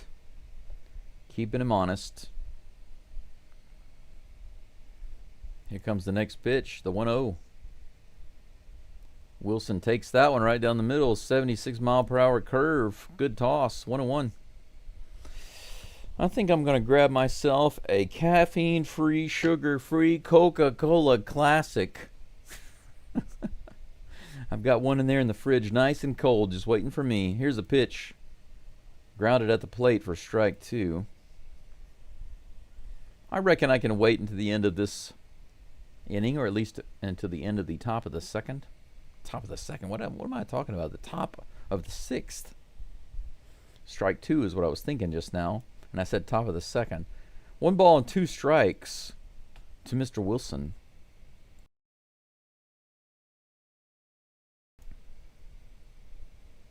Here comes a 1-2 pitch. Woo! There we go. The elevator goes to the top floor on that toss.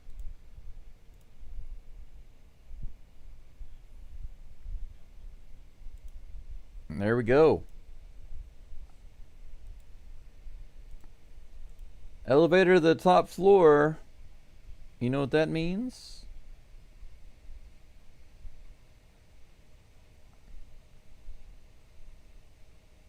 Let me move this up to where it belongs.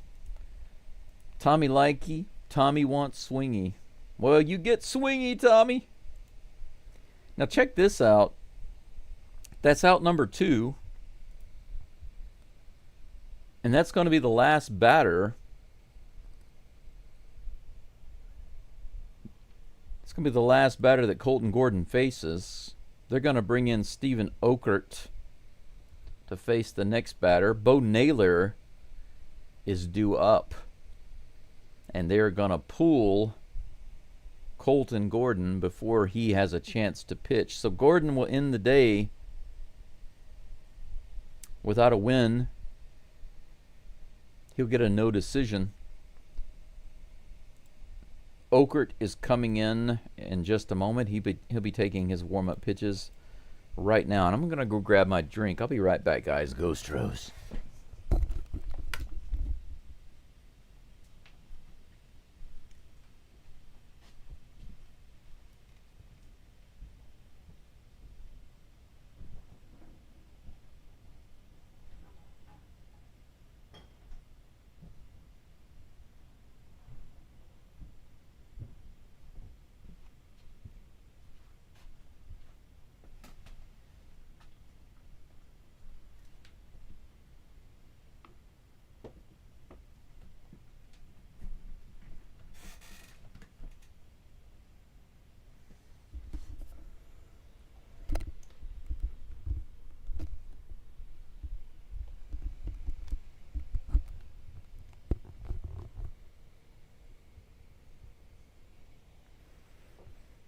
All right.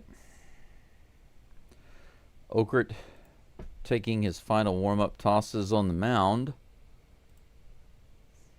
Looks like he's ready to go. 2.35 ERA through 38.1 innings. His whip is .65.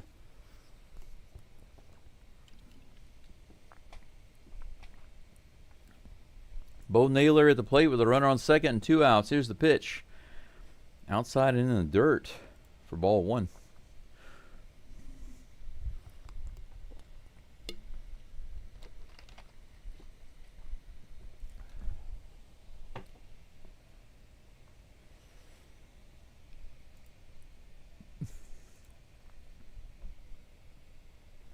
Here comes the next pitch. Low and outside. Ball 2, 2-0.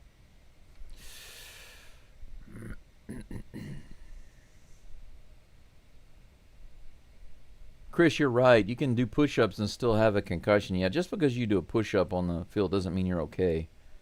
That doesn't make any sense, right? Low and outside again. That's 3 low and outside pitches right off the bat from Okert. Bo Naylor is ahead in the count, 3-0. Yogurt time. Yogurt? Fried Okert, baby. Fried Okert. Serve it up. Here comes the 3-0. Outside again, a 4-pitch walk. None of those were even slightly competitive. 4-pitch walk. Did they bring Ogert in just to walk Naylor? Rocchio is due up with runners on first and second. Not quite sure what the strategy is right now.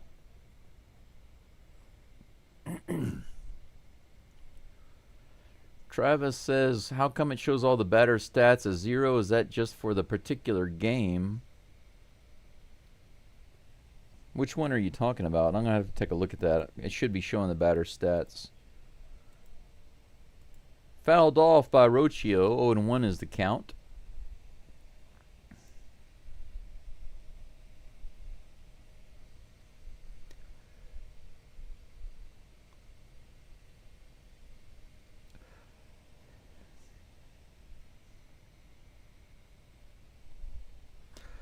The batter stat API is working, old dog. You said it's not working, but it is working. It's for the game. It's not for the season, it's for the game. Fouled off again for strike 2. The count is 0-2. So after a 4-pitch walk, Ogert has served up 2 strikes. Line drive over the head of Paredes. That's going to score another run all the way to the wall. Guardian's going to get the lead back. And that's going to drive in 2 runs.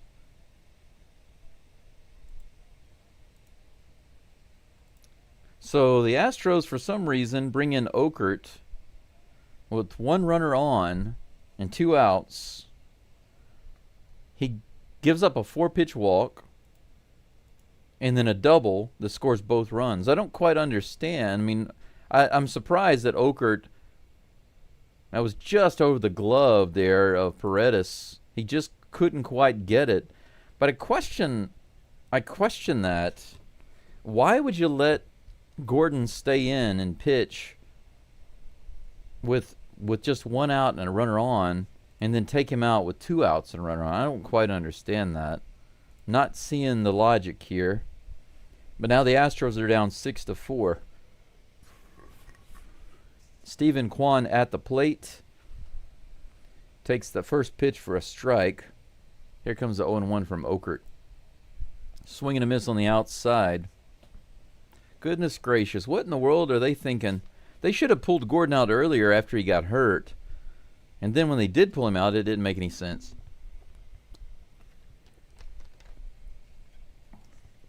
Here comes the 0-2 pitch to Kwan.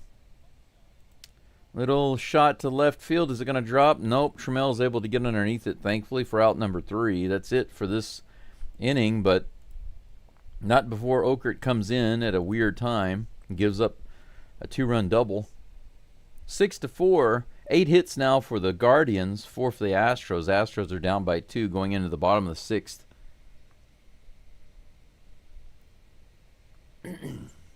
Kind of strange. Don't quite understand it. Don't quite understand it. Right now, as far as the API on my screen right now that you guys are seeing, the only API that's not working is the base runners.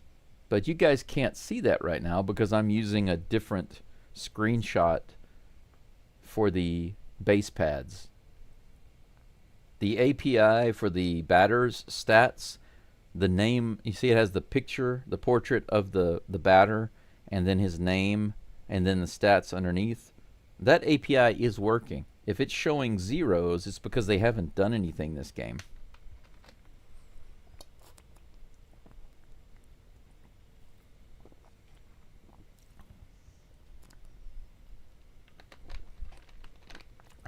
Yeah, Jay, I agree. Terrible pitch to throw to the number 9 hitter. 0-2 and you throw a pitch like that, I agree. But you know what? I don't blame him. I mean, he has his own fault for making a bad pitch.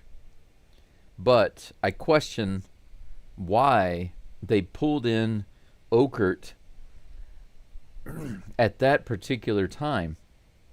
I feel like they should have pulled Gordon out after he got injured. And even though they're not calling it an injury, let's face it, it is an injury. If you're pitching on the mound and you get a line drive off the side of your head, how can you not be pulled out of the game and examined? How can they not do that? I don't care what he says. I don't care what he says. He should have gotten pulled out and examined at that time. So they didn't pull him out when they should have. And then, when they did pull him out, I didn't understand why. Why pull him out at that moment? I don't get it. But it doesn't matter. Jose Altuve is at the plate. First pitch is low and inside for strike one. Come on, Tuve. Let's get her done. Here's the pitch. A little low and outside for ball one, 1-1. I wouldn't say that Okert has been trash. You need to learn to have a range to your comments. Either everything is amazing or everything is trash. You don't have any in-between language. You need some in-between language. Here's the pitch to Altuve. Man, he goes out and is put away by Ramirez for one away. Altuve strolls to the dugout. I guess he's waiting for his big hits later on in the game. If the Astros don't do too much between now and the 9th inning, he might only bat one more time. Yainer Diaz comes to the plate with one out, nobody on. Here's the pitch by the left fielder. Kwan puts it away. Man, that was close.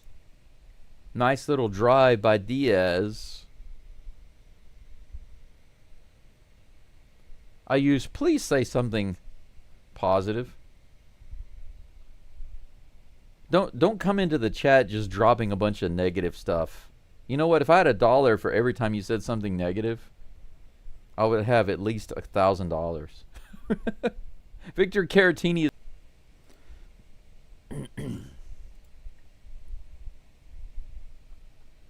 Cooper Hummel at the plate. Fouls it off. 2 outs. The Batman at home in Daikin Park. 0-1 is the count to Hummel. A little check swing. Did he go? They say he did not. 1-1.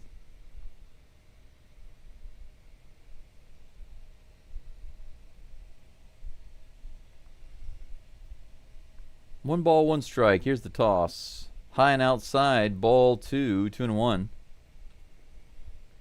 Looks like the Astros are going to stick with Okert for now, because nobody is warming up in the bullpen. 2-1 is the count. Here comes the pitch. Low and inside. 3 balls and 1 strike to Hummel.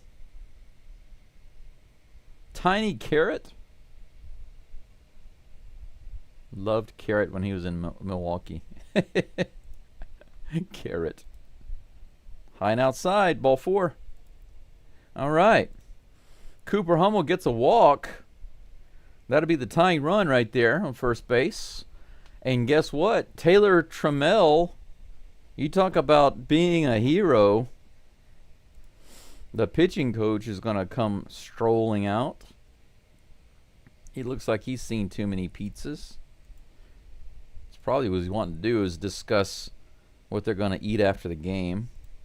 Taylor Trammell already has his first hit with the Astros, a 3-run homer. He has an opportunity right here to tack another one on. Can you imagine if he had 2 home runs? He hasn't hit the ball at all, and to hit 2 home runs and give the Astros the lead. How about that?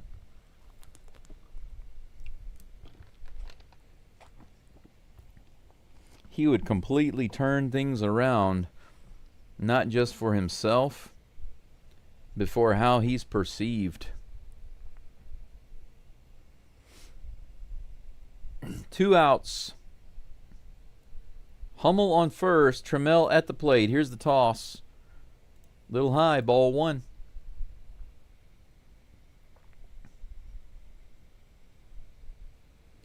Old dog, you're 100% right. I was going to say something, but I decided to pass.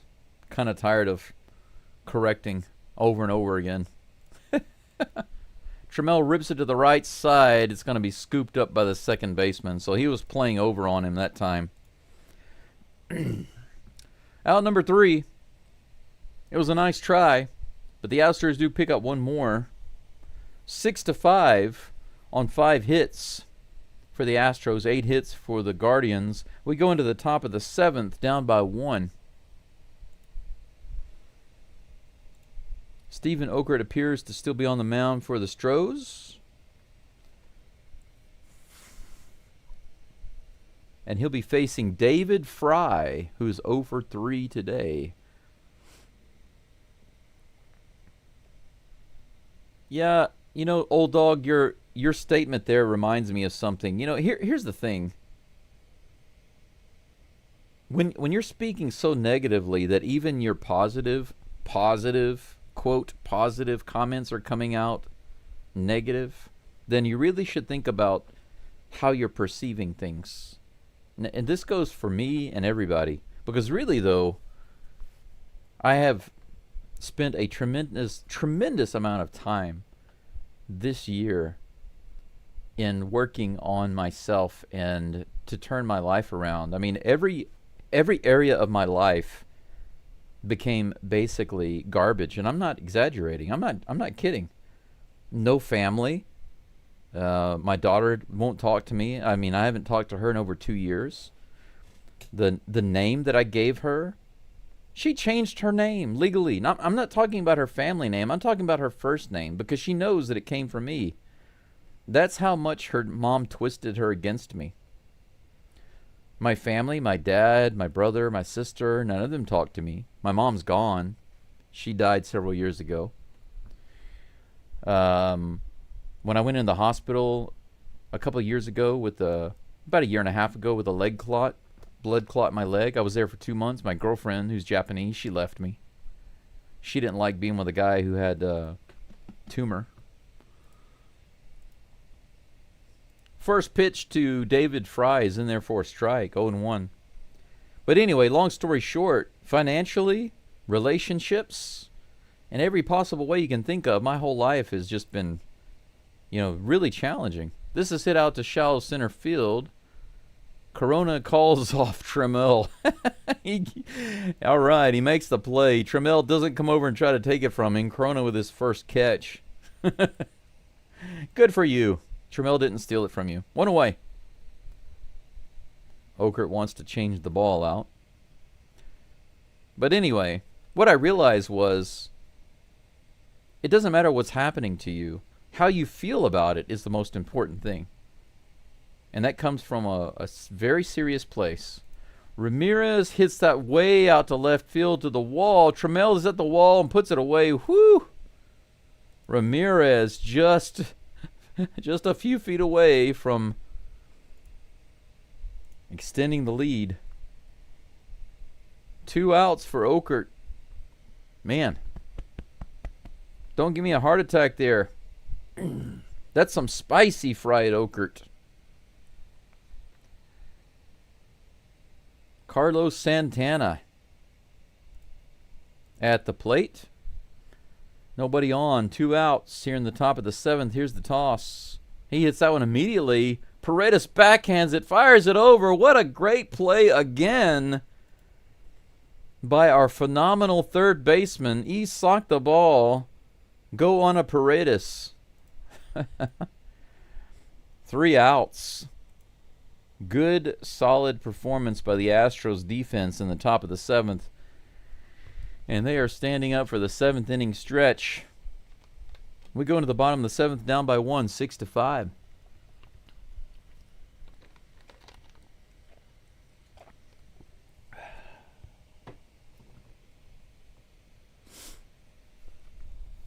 But anyway, what I was going to say is, guys, whatever you're experiencing in your life, it's going to come from the inside out, okay? The outside is just the consequence, the effect. What you're witnessing, what you're experiencing out here is just the effect. If you're being all negative and stuff, your feeling on the inside is negative, your thinking is negative, all of those, your emotions and what you're thinking, if all that is negative, then that's what's going to happen on the outside. You're going to get negative results on the outside. That's literally your reality on the outside. So if you can't even say something positive and mean it earnestly, or if it comes out like a backhanded compliment, that shows how your state on the inside is out of balance. Fred, yes, the Batman struck again for sure. Yeah, Corona got the first catch of his Astros career and first MLB catch. Alan Ashby. Wow, Andy, I haven't heard that name in a long time. Good old Alan Ashby. Daryl says, sorry about that. Hope you find that special. Hey, don't worry about it, man. I'm just saying it to share with you guys how things are different now, because she wasn't my only girlfriend. I've had others. And I've been through a lot with them, but Paul Sewald is in the game. That stuff doesn't affect me like it used to. Matt Festa is out. Sewald's first pitch to Zach Short is outside for ball 1. Paul Sewald. Why did I type in Zach? It's probably because Zach Short is at the plate. That pitch is in there for strike 1. 1-1 the count to Zach Short. Come on, Short. Don't come up short. Go up long. He hits this one out to center field, but that's going to be immediately playable for Martinez, and he puts it away for out number 1. The crowd kind of reminded me there of the Dodgers. As soon as he hit it, they went, whoa! They were expecting it to be a lot more than what it was. All right. Kennedy Corona comes back to the plate, guys. A walk and a ground out for his first 2 MLB appearances. Here's the pitch from Sewald. That's in there, 91 miles an hour, strike 1. Corona's looking for his first big league hit, guys. Here comes the pitch. Fouls this one off. 0-2. Pretty interesting that he's been 0-2 at all 3 times at the plate, and he's come back to get the full count. One of those turned into a walk. Here comes the pitch. He swings and strikes out at that one. That's the first one that he's missed out of the zone like that. He hasn't swung at anything out of the zone. That was a little high, 90 miles an hour, a few inches above the zone. 1 away. Got Brian King going out. Is that? Yeah, Hector Neris is going out there on the right. Brian King on the left. Hector Neris on the right.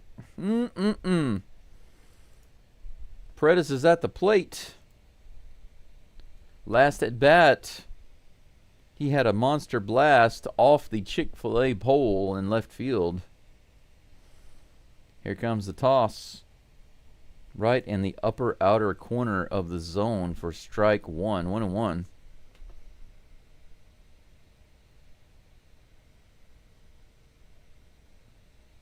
J. Paul, I see your comments, guys. I'll get to it in just a minute.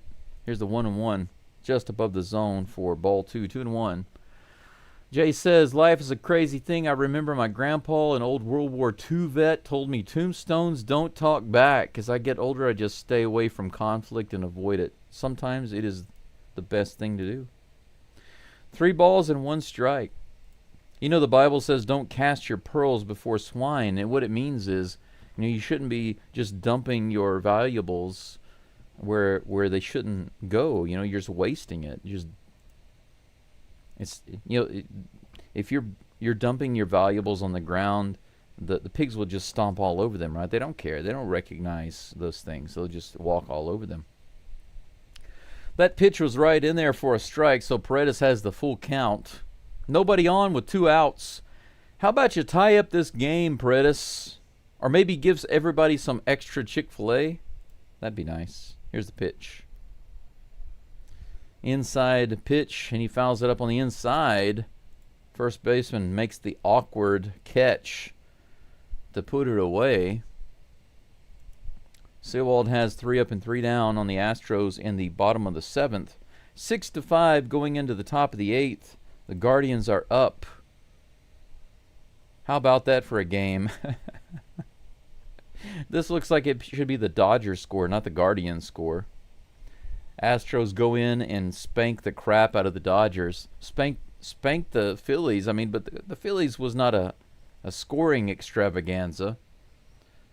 But they did own the Phillies. They handled the Cubs. And they spanked the crap out of the Dodgers. And they come in here and struggle. At least on the pitching side with the Guardians. 6-5 right now. 8 hits the Guardians have.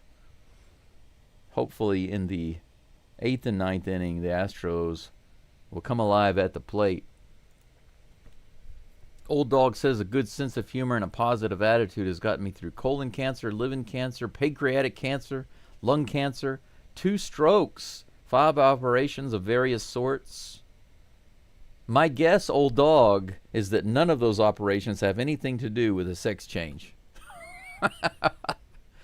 But you're absolutely right. And you know, it's easy to say positive attitude, and some people talk about doing affirmations and stuff, you know.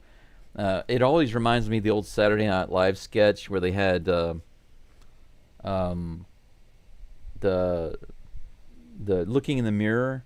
I'm good enough, I'm smart enough, and doggone it, people like me, right? I can't remember what was that? Stuart Smalley? Is that who it was? Stuart Smalley would say the daily affirmations, or no, the daily affirmations was a little different. No, it was yeah, that's right. Those are the daily affirmations. The Deep Thoughts by Jack Handy, that was different. Those things didn't make any sense. But Stuart Smalley would say those things, right? I'm good enough, I'm smart enough, and doggone it, people like me. But saying affirmations and thinking positive thoughts and saying positive things, there's nothing wrong with that. But if you don't feel it, then what you're accomplishing is opposite of what you intend.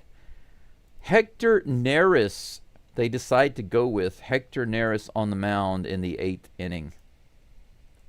First pitch to Nolan Jones on the way, a little outside.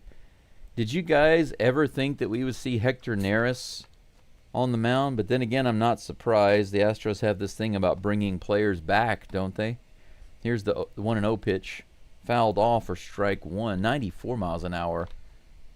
That got the umpire. The umpire's down. Man, he got hit pretty hard.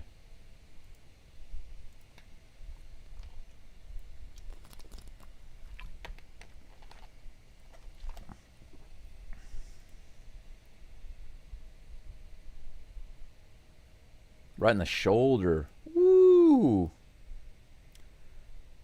Ow, right in the collarbone. Hope he's all right. He hasn't been calling a bad game. I don't like to see anybody injured, but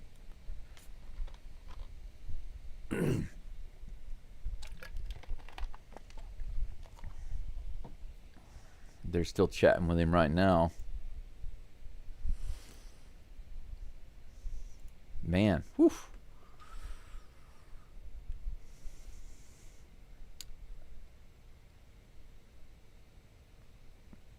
Ayush, even when you give compliments, they're not really compliments. You said he looks good. He doesn't look completely lost. It's not a compliment. Man, whew. He immediately went down after that.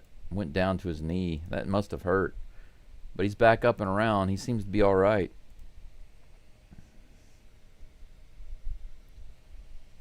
Instead of saying he doesn't look completely lost, you can say he looks competent. He looks very aware of his surroundings. These are positive comments. Take a look at your words. I mean, I'm being serious. Take a look at your words and think about them. Very important for everybody to think about what they say and why they're saying it that way. 1-1. Here comes a pitch from Neris. Outside for ball 2. 2-1. You're right, Daryl. It's not over till it's over.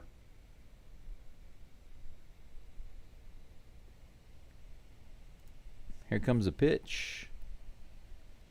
Strike 2. 93 fastball. Above the zone. Neris has lost a lot, or he's just pitching slower, right? Used to see him pitching 100 miles an hour. Here comes the 2-2. Splitter. fouled off. Count remains 2-2. Ohtani is 2 for 4 today. Too late. 2 for 4. That's more hits than he got against the Astros the whole series.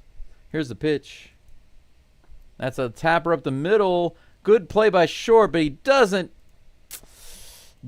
grab it out of his glove properly. He makes a great sliding catch, and it comes out of his hand when he comes up to throw. Probably going to be listed as an infield hit for Nolan Jones, but man, what a really good attempt by Short.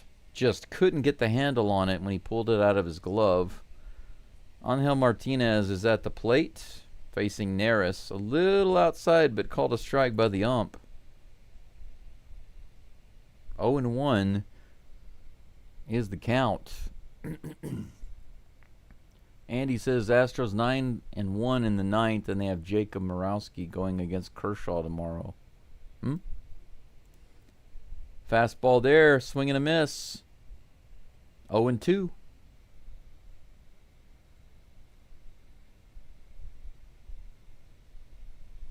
I think you meant Dodgers or Brewers 9-1 in the ninth.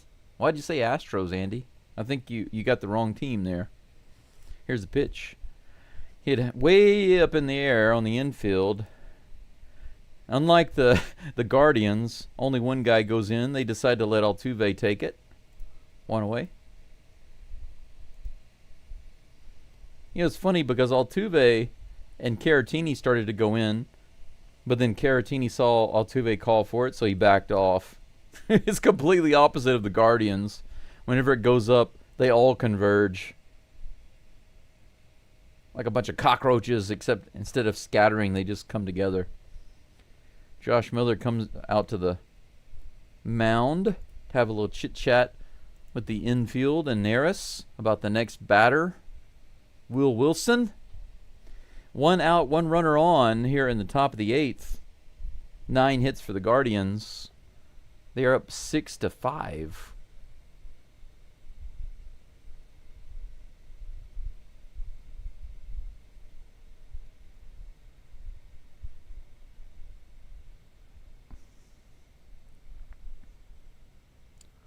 Trisk says, I hate the Brewers. What do you have against the Brewers? Yeah, that's what Andy says what I'm feeling. Why would anyone have anything against the Brewers? I don't have anything against the Brewers. They're kind of like, I have no comments against the Brewers one way or the other. Here comes the first pitch to Wilson. There we go. 83 on the splitter right in there for strike 1.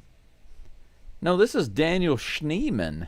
Wilson is out. Daniel Schneemann is pinch hitting lefty against Neris. Here's the pitch. Check swing on the outside. Did he go? They say he did not. That was close. Whew, that was close. 1 ball, 1 strike. Take another look. Man, that was obviously a strike. That was definitely a strike. Yeah, I don't know why that was called a ball. This one's tapped foul down the third base side. Strike 2. 1-2 is the count.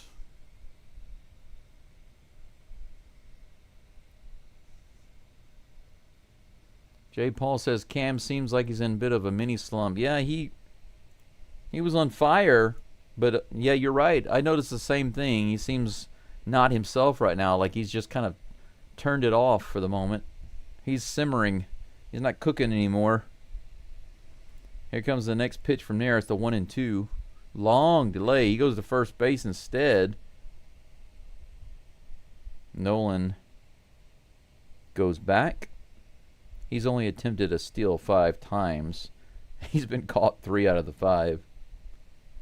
Probably not a big threat to be going right here. 1 ball, 2 strikes. Here comes the pitch to Schneemann.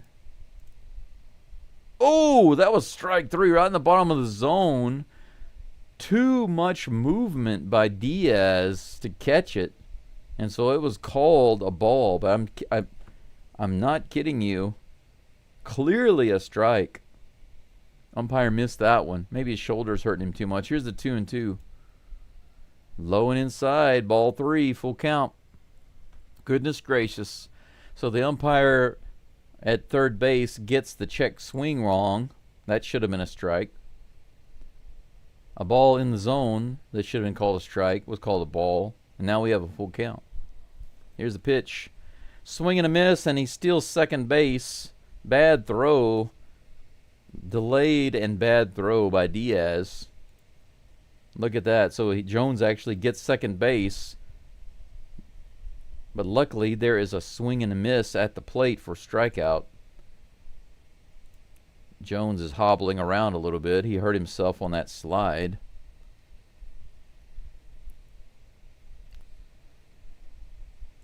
He didn't even slide there. Why did he not slide?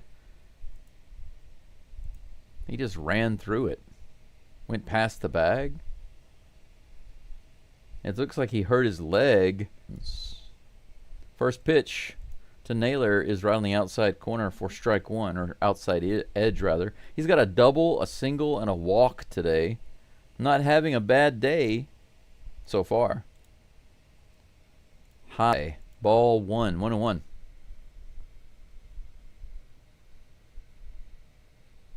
Beat them Indians. Yes, beat the Indians. Come on, let's go.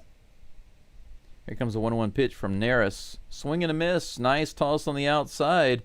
84-mile-per-hour splitter. 1 ball and 2 strikes with 2 outs. Come on, Neris. You can do it. Pick up a K right here. Pick up another K. Little high. The splitter taken by Naylor for ball 2. 2-2 is the count.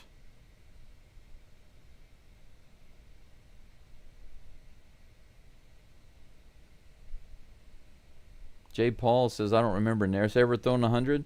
94 right there. Swing and a miss for strike 3. Neris gets her done. A little bit of trouble, a little bit of a strange inning there. A few weird things going on, but Neris gets through it. Gives up nothing to the Guardians except for a base runner. 6-5, the score remains. 9 hits for the Guardians, 5 for the STROS. Astros are down 6-5. We'll be up at the plate in just a moment. I believe Cam Smith is due up, followed by Altuve and Diaz. Let's see here. Ayush, I'm ignoring your comments for right now because I just don't see any reason to read those things. Let's see here. Stanek, but not Neris.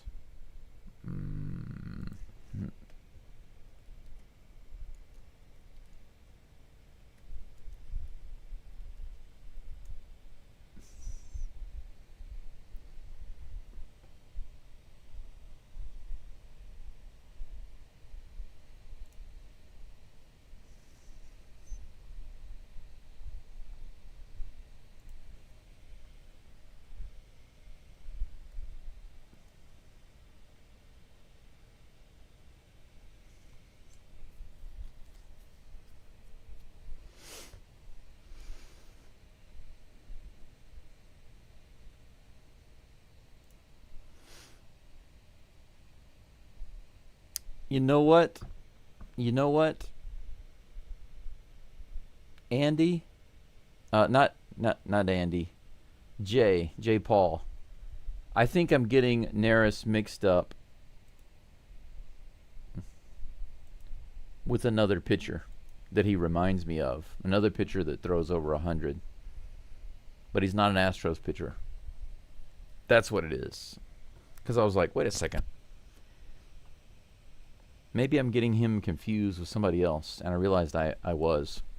Hunter Gaddis is now in the game for the Cleveland Guardians. Cam Smith at the plate. Let's see if he can get it cranked up this time. Takes the first pitch on the outside edge for strike 1. 87-mile-per-hour slider.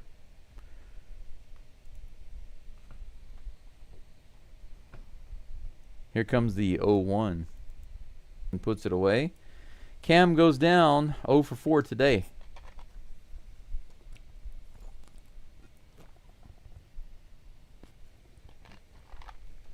All right, my man is up.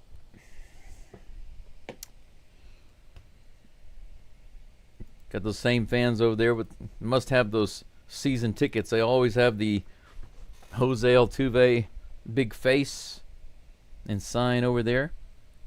0 for 3 today. Let's make it 1 for 4. He grounds it to the third base side. Should be an easy play for Ramirez, and it is. So 1 pitch, 1 out against Altuve. 2 away here in the bottom of the 8th. Gaddis only 3 pitches so far. Caleb Ort and Josh Hader are going in the bullpen. That's a strange combination. Yainer Diaz at the plate. 95 right in there. Come on, Diaz. All we need is a little love in the Crawford boxes to pick up that 1 run at the very least to send us into some extra innings or give us the win, put us on the path to winning. 0-1 is the count with 2 outs, nobody on. Here comes the pitch to Diaz. Broken bats, that's going to fall short. Man, how many times are those broken bats going to cost the Astros in this game? That's several broken bats, and all of them have been to the infield. They need to have somebody seriously check into the equipment there. Astros getting a lot of outs today against themselves because of their broken bats. Seriously, though, somebody needs to check on that. What in the world is going on with the bats? Why so many broken bats in one single game? Also, I'm wondering why so many people listening in. 102 people following this game. This is more popular than the Dodgers. Well, not quite, but extremely popular. What's going on? If you haven't liked the video, please feel free to do so. If you're an Astros fan, then subscribe. Not quite sure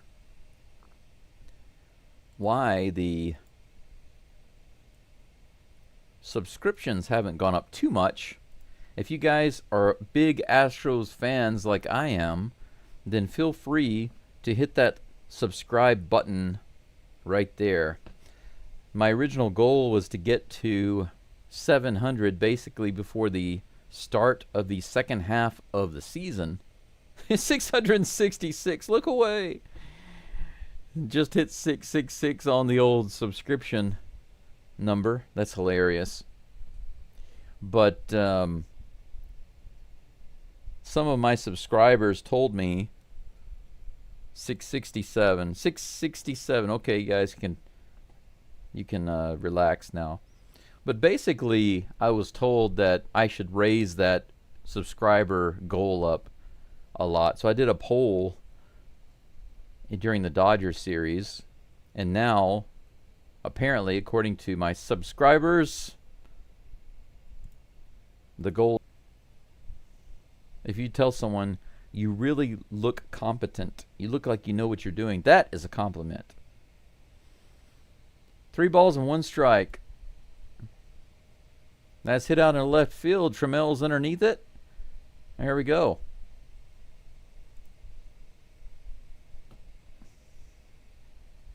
Trammell has put out so many outs in this game. He's put out so many players that they just said he's 1 out away from tying an Astros record of outs made by an outfielder in a game.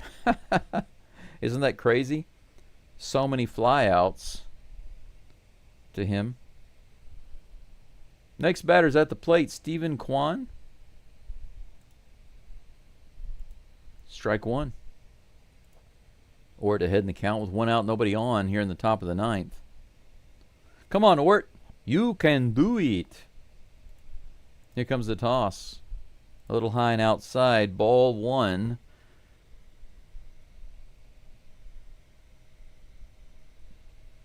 Whoever was subbing and unsubbing again. The same thing happened whenever I got to 600.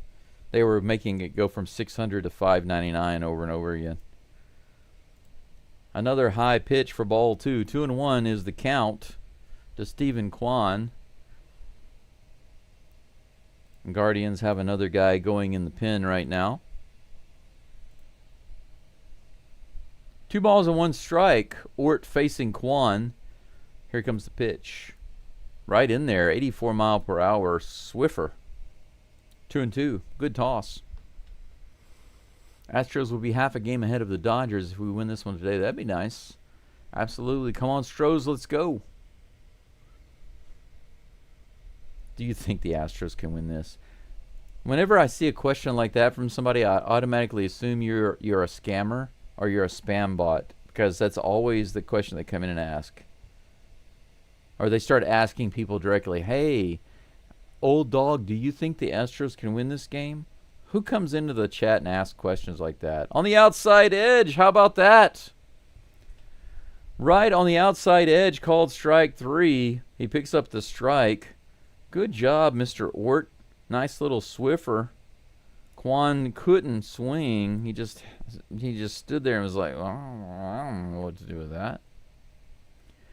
Out number 2. David Fry comes to the plate. He had a fry out in the 7th. And there's a strike. Swing and a miss on the Swiffer. Caleb Ort with 2 outs. That pitch has been money for him so far in this inning. Here comes the 0-1 pitch. Low and outside. Ball 1. Count is even. 1-1.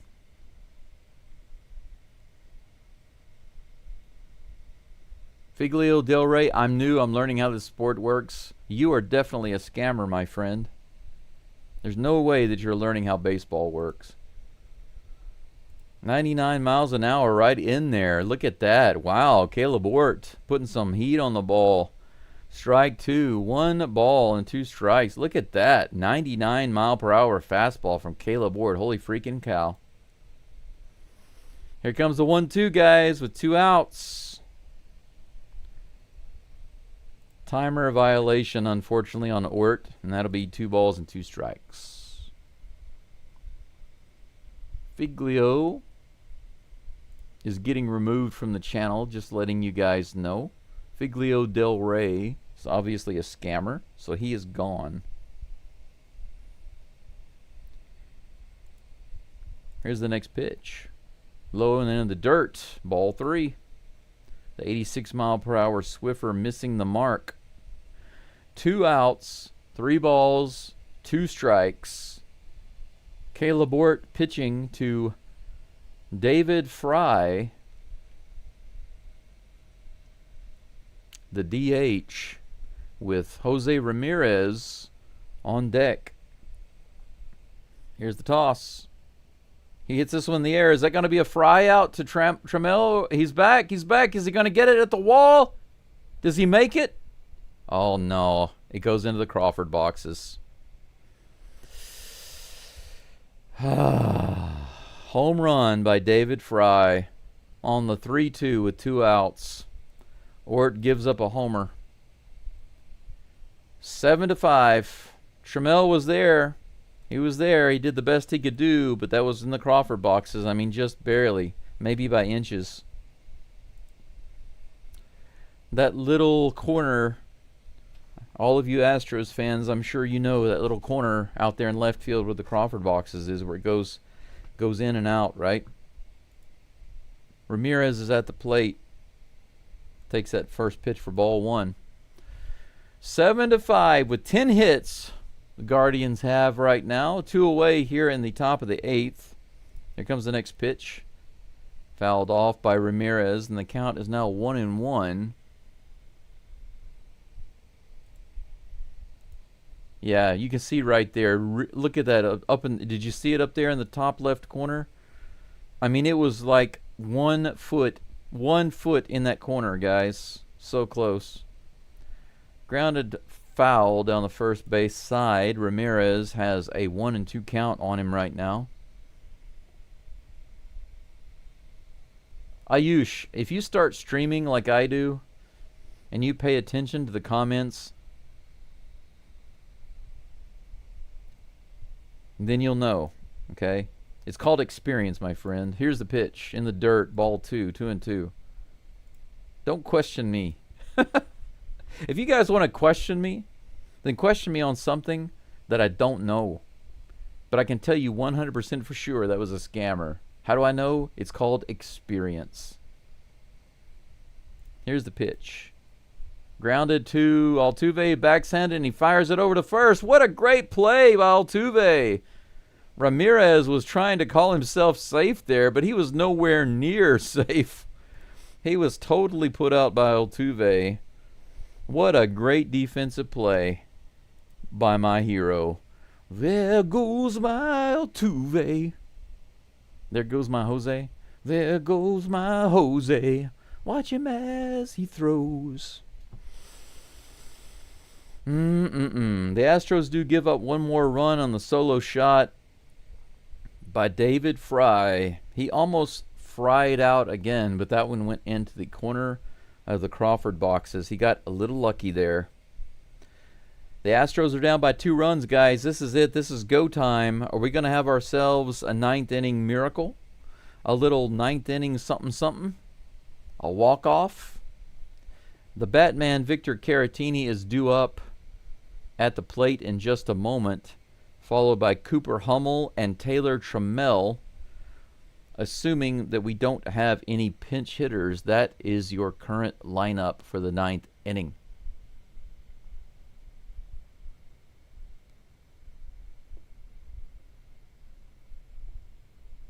Any news on Jordan coming back? No, but I will say this. All of the main guys that I listen to, that I trust, they think that probably July. I'm not July, I'm sorry. Probably August. What I meant to say was not July. Definitely not before the All-Star break, and most likely not until next month. So that is tentatively, I hate that word, tentatively, the return date, the unofficial return date for Yordan Alvarez. Sometime in August.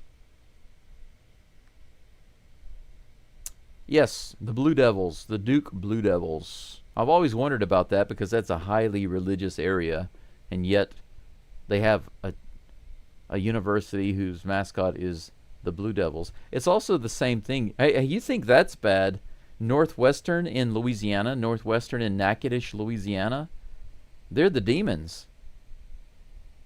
The Demons, guys. The Northwestern Demons, I kid you not. If you don't know, and I don't mean like the famous Northwestern University, I mean Northwestern University in Natchitoches, Louisiana. They are the Demons. How about that? New pitcher on the mound again.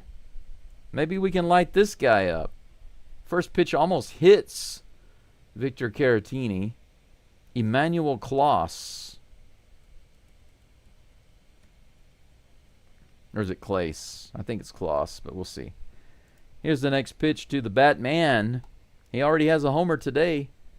Opposite field, man. A nice drive, but foul into the crowd. 1 ball, 1 strike.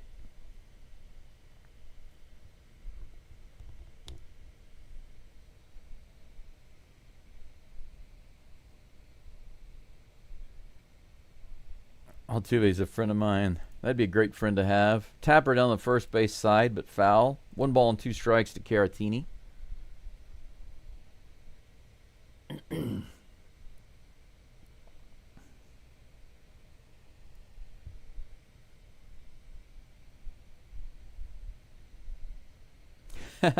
Fruit Juice says, I'll gladly take a hangover loss in exchange for that sweep of the Dodgers.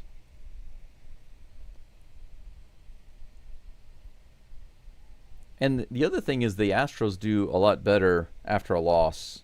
I don't think they have a loss after a loss, like, or well, of course they do, but they after a loss, they typically do much, much better.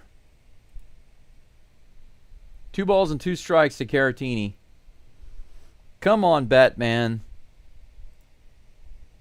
Here's the 2-2 pitch. Ripped down the first base line on the slider. 2 balls and 2 strikes. The count remains. Caratini 2 for 3 today. With a nice little tap to the right field fence. Here's the pitch. Chopper to second base. Looks like an easy out, and it is. 1 gone in the bottom of the 9th. We have 2 runs to make up. Cooper Hummel. Yep. He will take the bat.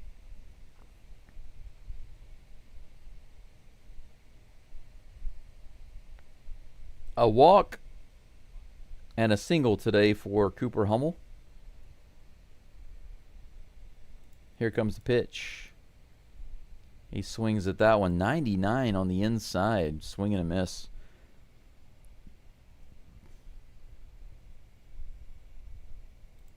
A little too far inside, but he didn't have a whole lot of time to think about it, did he? Here comes the 0-1 pitch. Whew, 99 again on the inside, and that was out of the zone by a couple of inches, but called a strike. Umpire letting us down a little bit on that pitch. 0-2. Here comes the 0-2 pitch. Now that actually was in the zone and low, but in the zone and called a ball. Should have been strike 3. So what should have been a ball was a strike, and what should have been a strike was a ball. So I guess it's a wash. 1 ball and 2 strikes to Hummel. Here comes the plate. Pitch to the plate, rather. 98 fouled away. 1 ball and 2 strikes.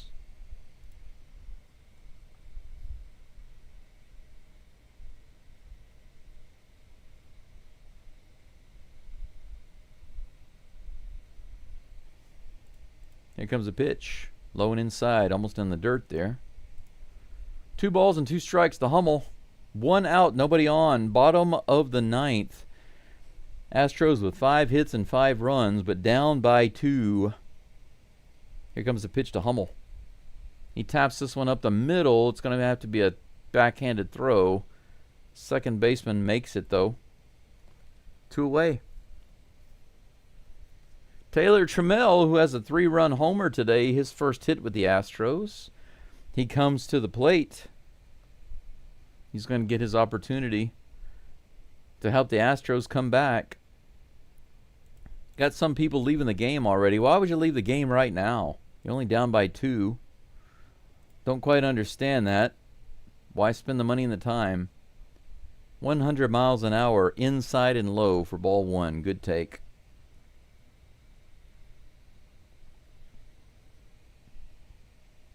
$123 people watching. Get me to 100 likes, guys. This is grounded to second base again. 3 ground outs to second base. Can you believe that? So the Astros come up to the plate. Caratini, Hummel, and Trammell, all of them ground out to the second baseman. Ground out, ground out, ground out to end the game. How about that? No, we're going to take a quick look. By the way, if you haven't liked the live stream, please do so. It would be nice to get it to 100. There are 124 people here right now. Getting it to 100 likes would be awesome. It would be like a consolation prize for me personally.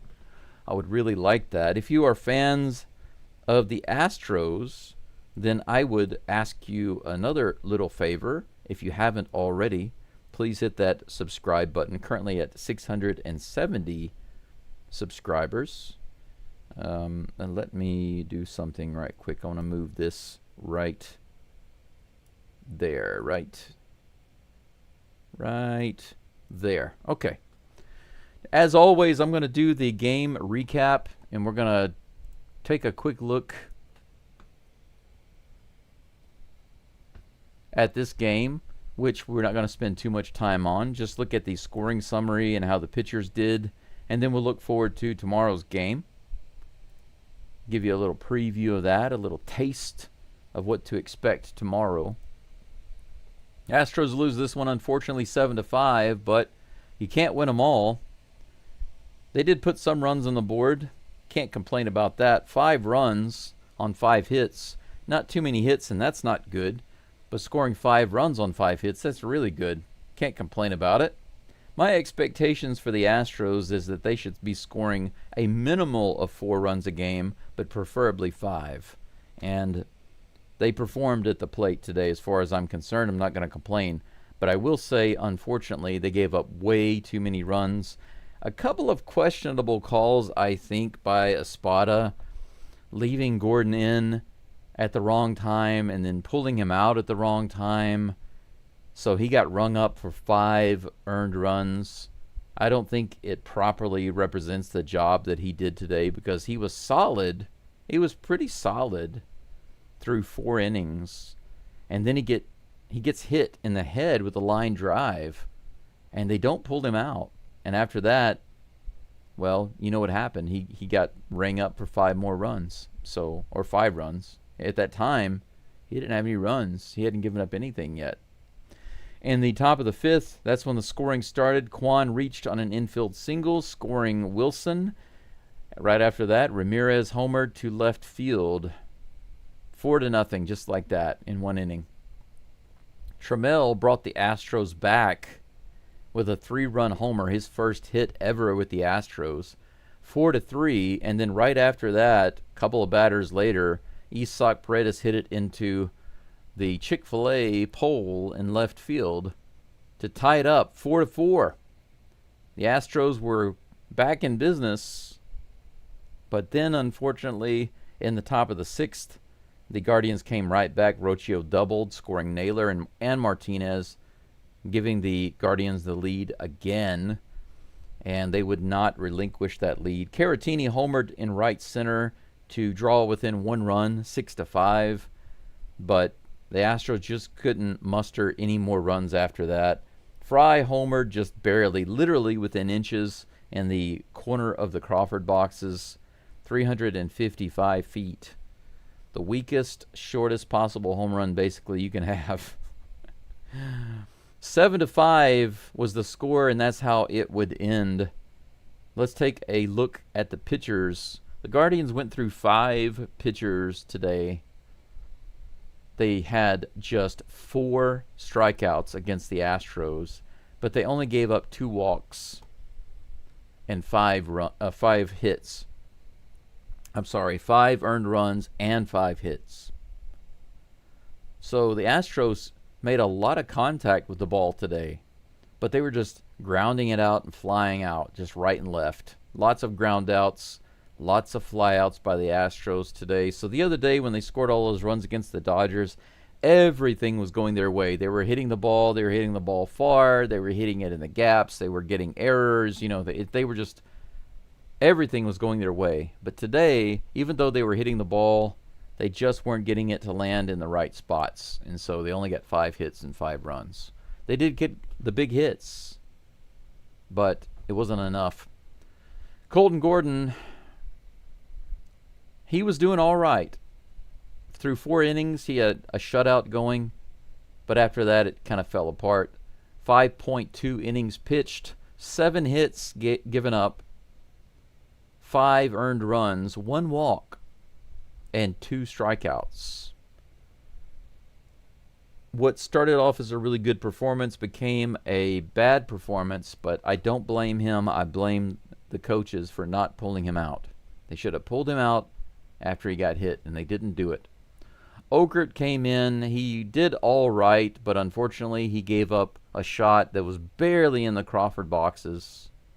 Or was that Ort? No, that was Ort that gave that up. Okert did give up 1 run.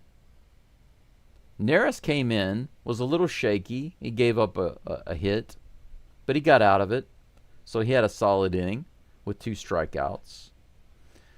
Ort did record a strikeout, but he gave up the home run to the Crawford boxes. Okert didn't record any strikeouts, but he walked the guy, gave up a hit, and an earned run. So Okert was off his rocker a little bit today.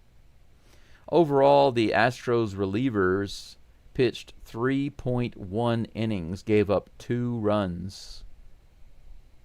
Not bad, but not great. Just so-so. So, in my opinion, this game could have been won by the Astros. Actually, the score could have wound up about 5-3 if they had made better decisions on when to pull out Gordon and what pitchers to put in after that. I don't quite understand the thinking there, but then again, I'm not in the head of the coaches, so I can only speculate. Let's take a look at tomorrow's game, guys. So we've got Game 2 versus the Guardians. We've got 2 more games coming, so we can still take the series, and we should. We should take the series. Let's not kid ourselves. We should take this series, no problem. Tomorrow will be probably our biggest challenge because we have, I'm sorry, not tomorrow. Game 3 will probably be our biggest challenge because Walter is on the mound. Tomorrow we have Hunter Brown, so assuming that Brown has a normal day, just not even a great day, not even a good day, just a normal day, we should win the game easily. Joey Cantillo is on the mound for the Guardians. He has pitched 31.2 innings. 1-0 is his record with a 3.41 ERA and a whip of 1.39. 27 hits given up in 31.2 innings. 41 Ks. His Ks are pretty nice. Walks are 17, a little high, and 5 home runs. Hunter Brown is destroying him in strikeouts. If you take a look at it, actually, percentage-wise, maybe not too different. He's just edging him out. Now in walks, definitely Hunter Brown is giving up a lot less in the way of walks than Cantillo is. But his whip is 0.9 and his ERA is 1.82. So Brown is having a lot more success than Cantillo is right now. Astros are predicted to win, believe it or not, by ESPN at a percentage rate of 63.1. Unbelievable that they gave us such a big percentage chance of winning.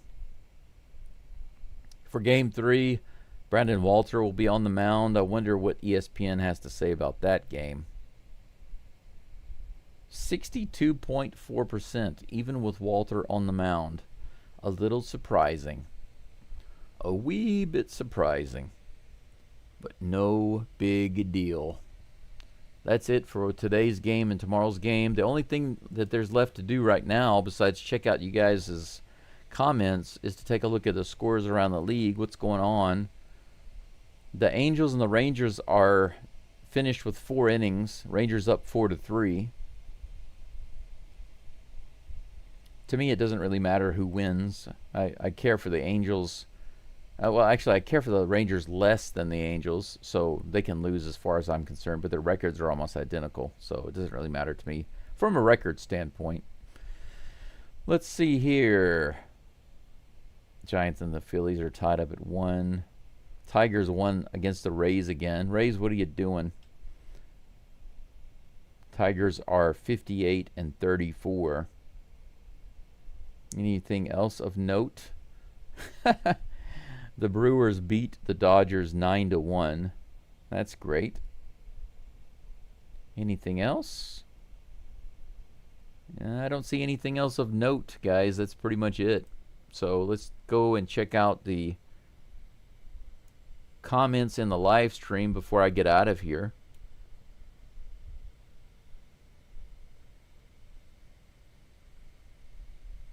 Let's see here.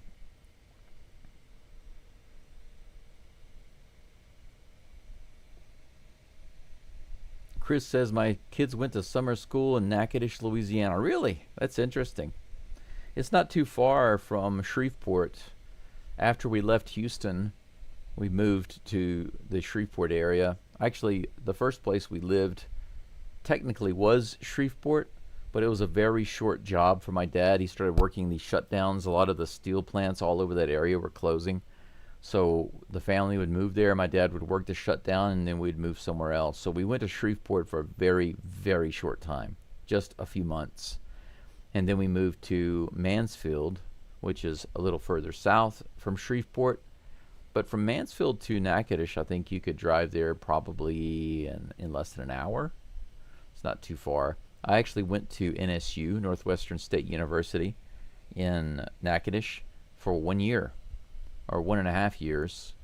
And then after that, I went to work for a while before I started,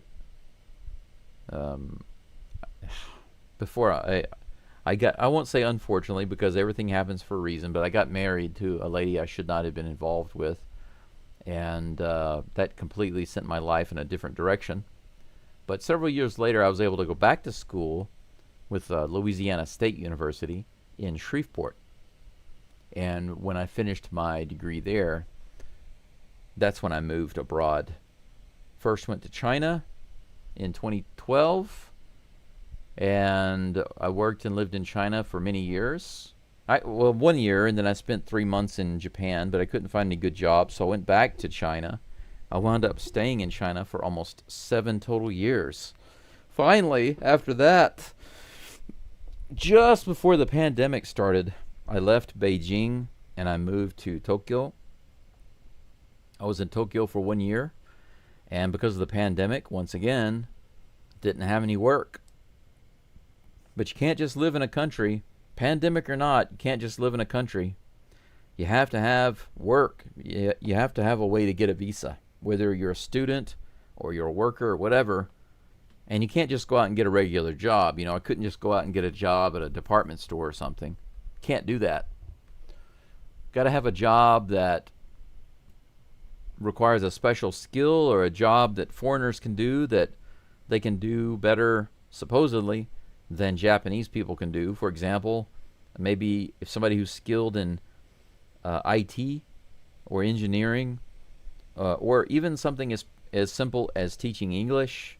Obviously, a skilled foreign English teacher is going to be a much better option than having a Japanese English teacher, and there are many reasons for that. But it was the easiest way for me to get work, so I became a teacher in Hiroshima. That's why I moved to Hiroshima Prefecture. But I've lived in Saijo, which is in East Hiroshima.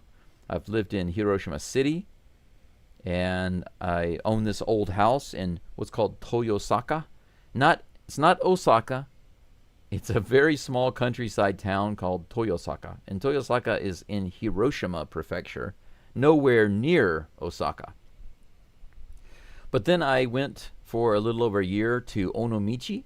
Onomichi is a small, picturesque town in eastern Hiroshima Prefecture. I studied Nihongo, Japanese. I studied Japanese there.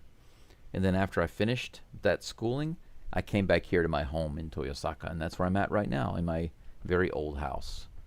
My 200-year-old house.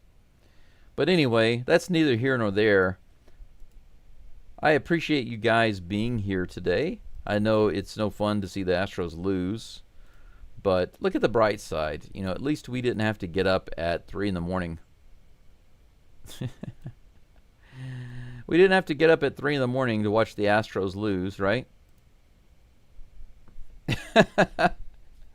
Sometimes I have to get up at 2:15 in the morning to do a game at 3 a.m. because of the game time difference here in Japan. That's tough.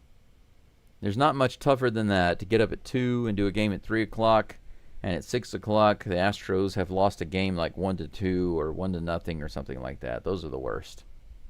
But anyway, thank you for being here. We'll see you tomorrow for Game 2. It's at the same time. I believe all 3 of these games for the Guardian series are at the same time every day. So I'll see you here tomorrow at the same time. I hope you all have a wonderful morning, afternoon, or evening wherever you are. Thank you for being here. The only thing really left to say is go STROS, and I'll see you tomorrow. Bye-bye for now.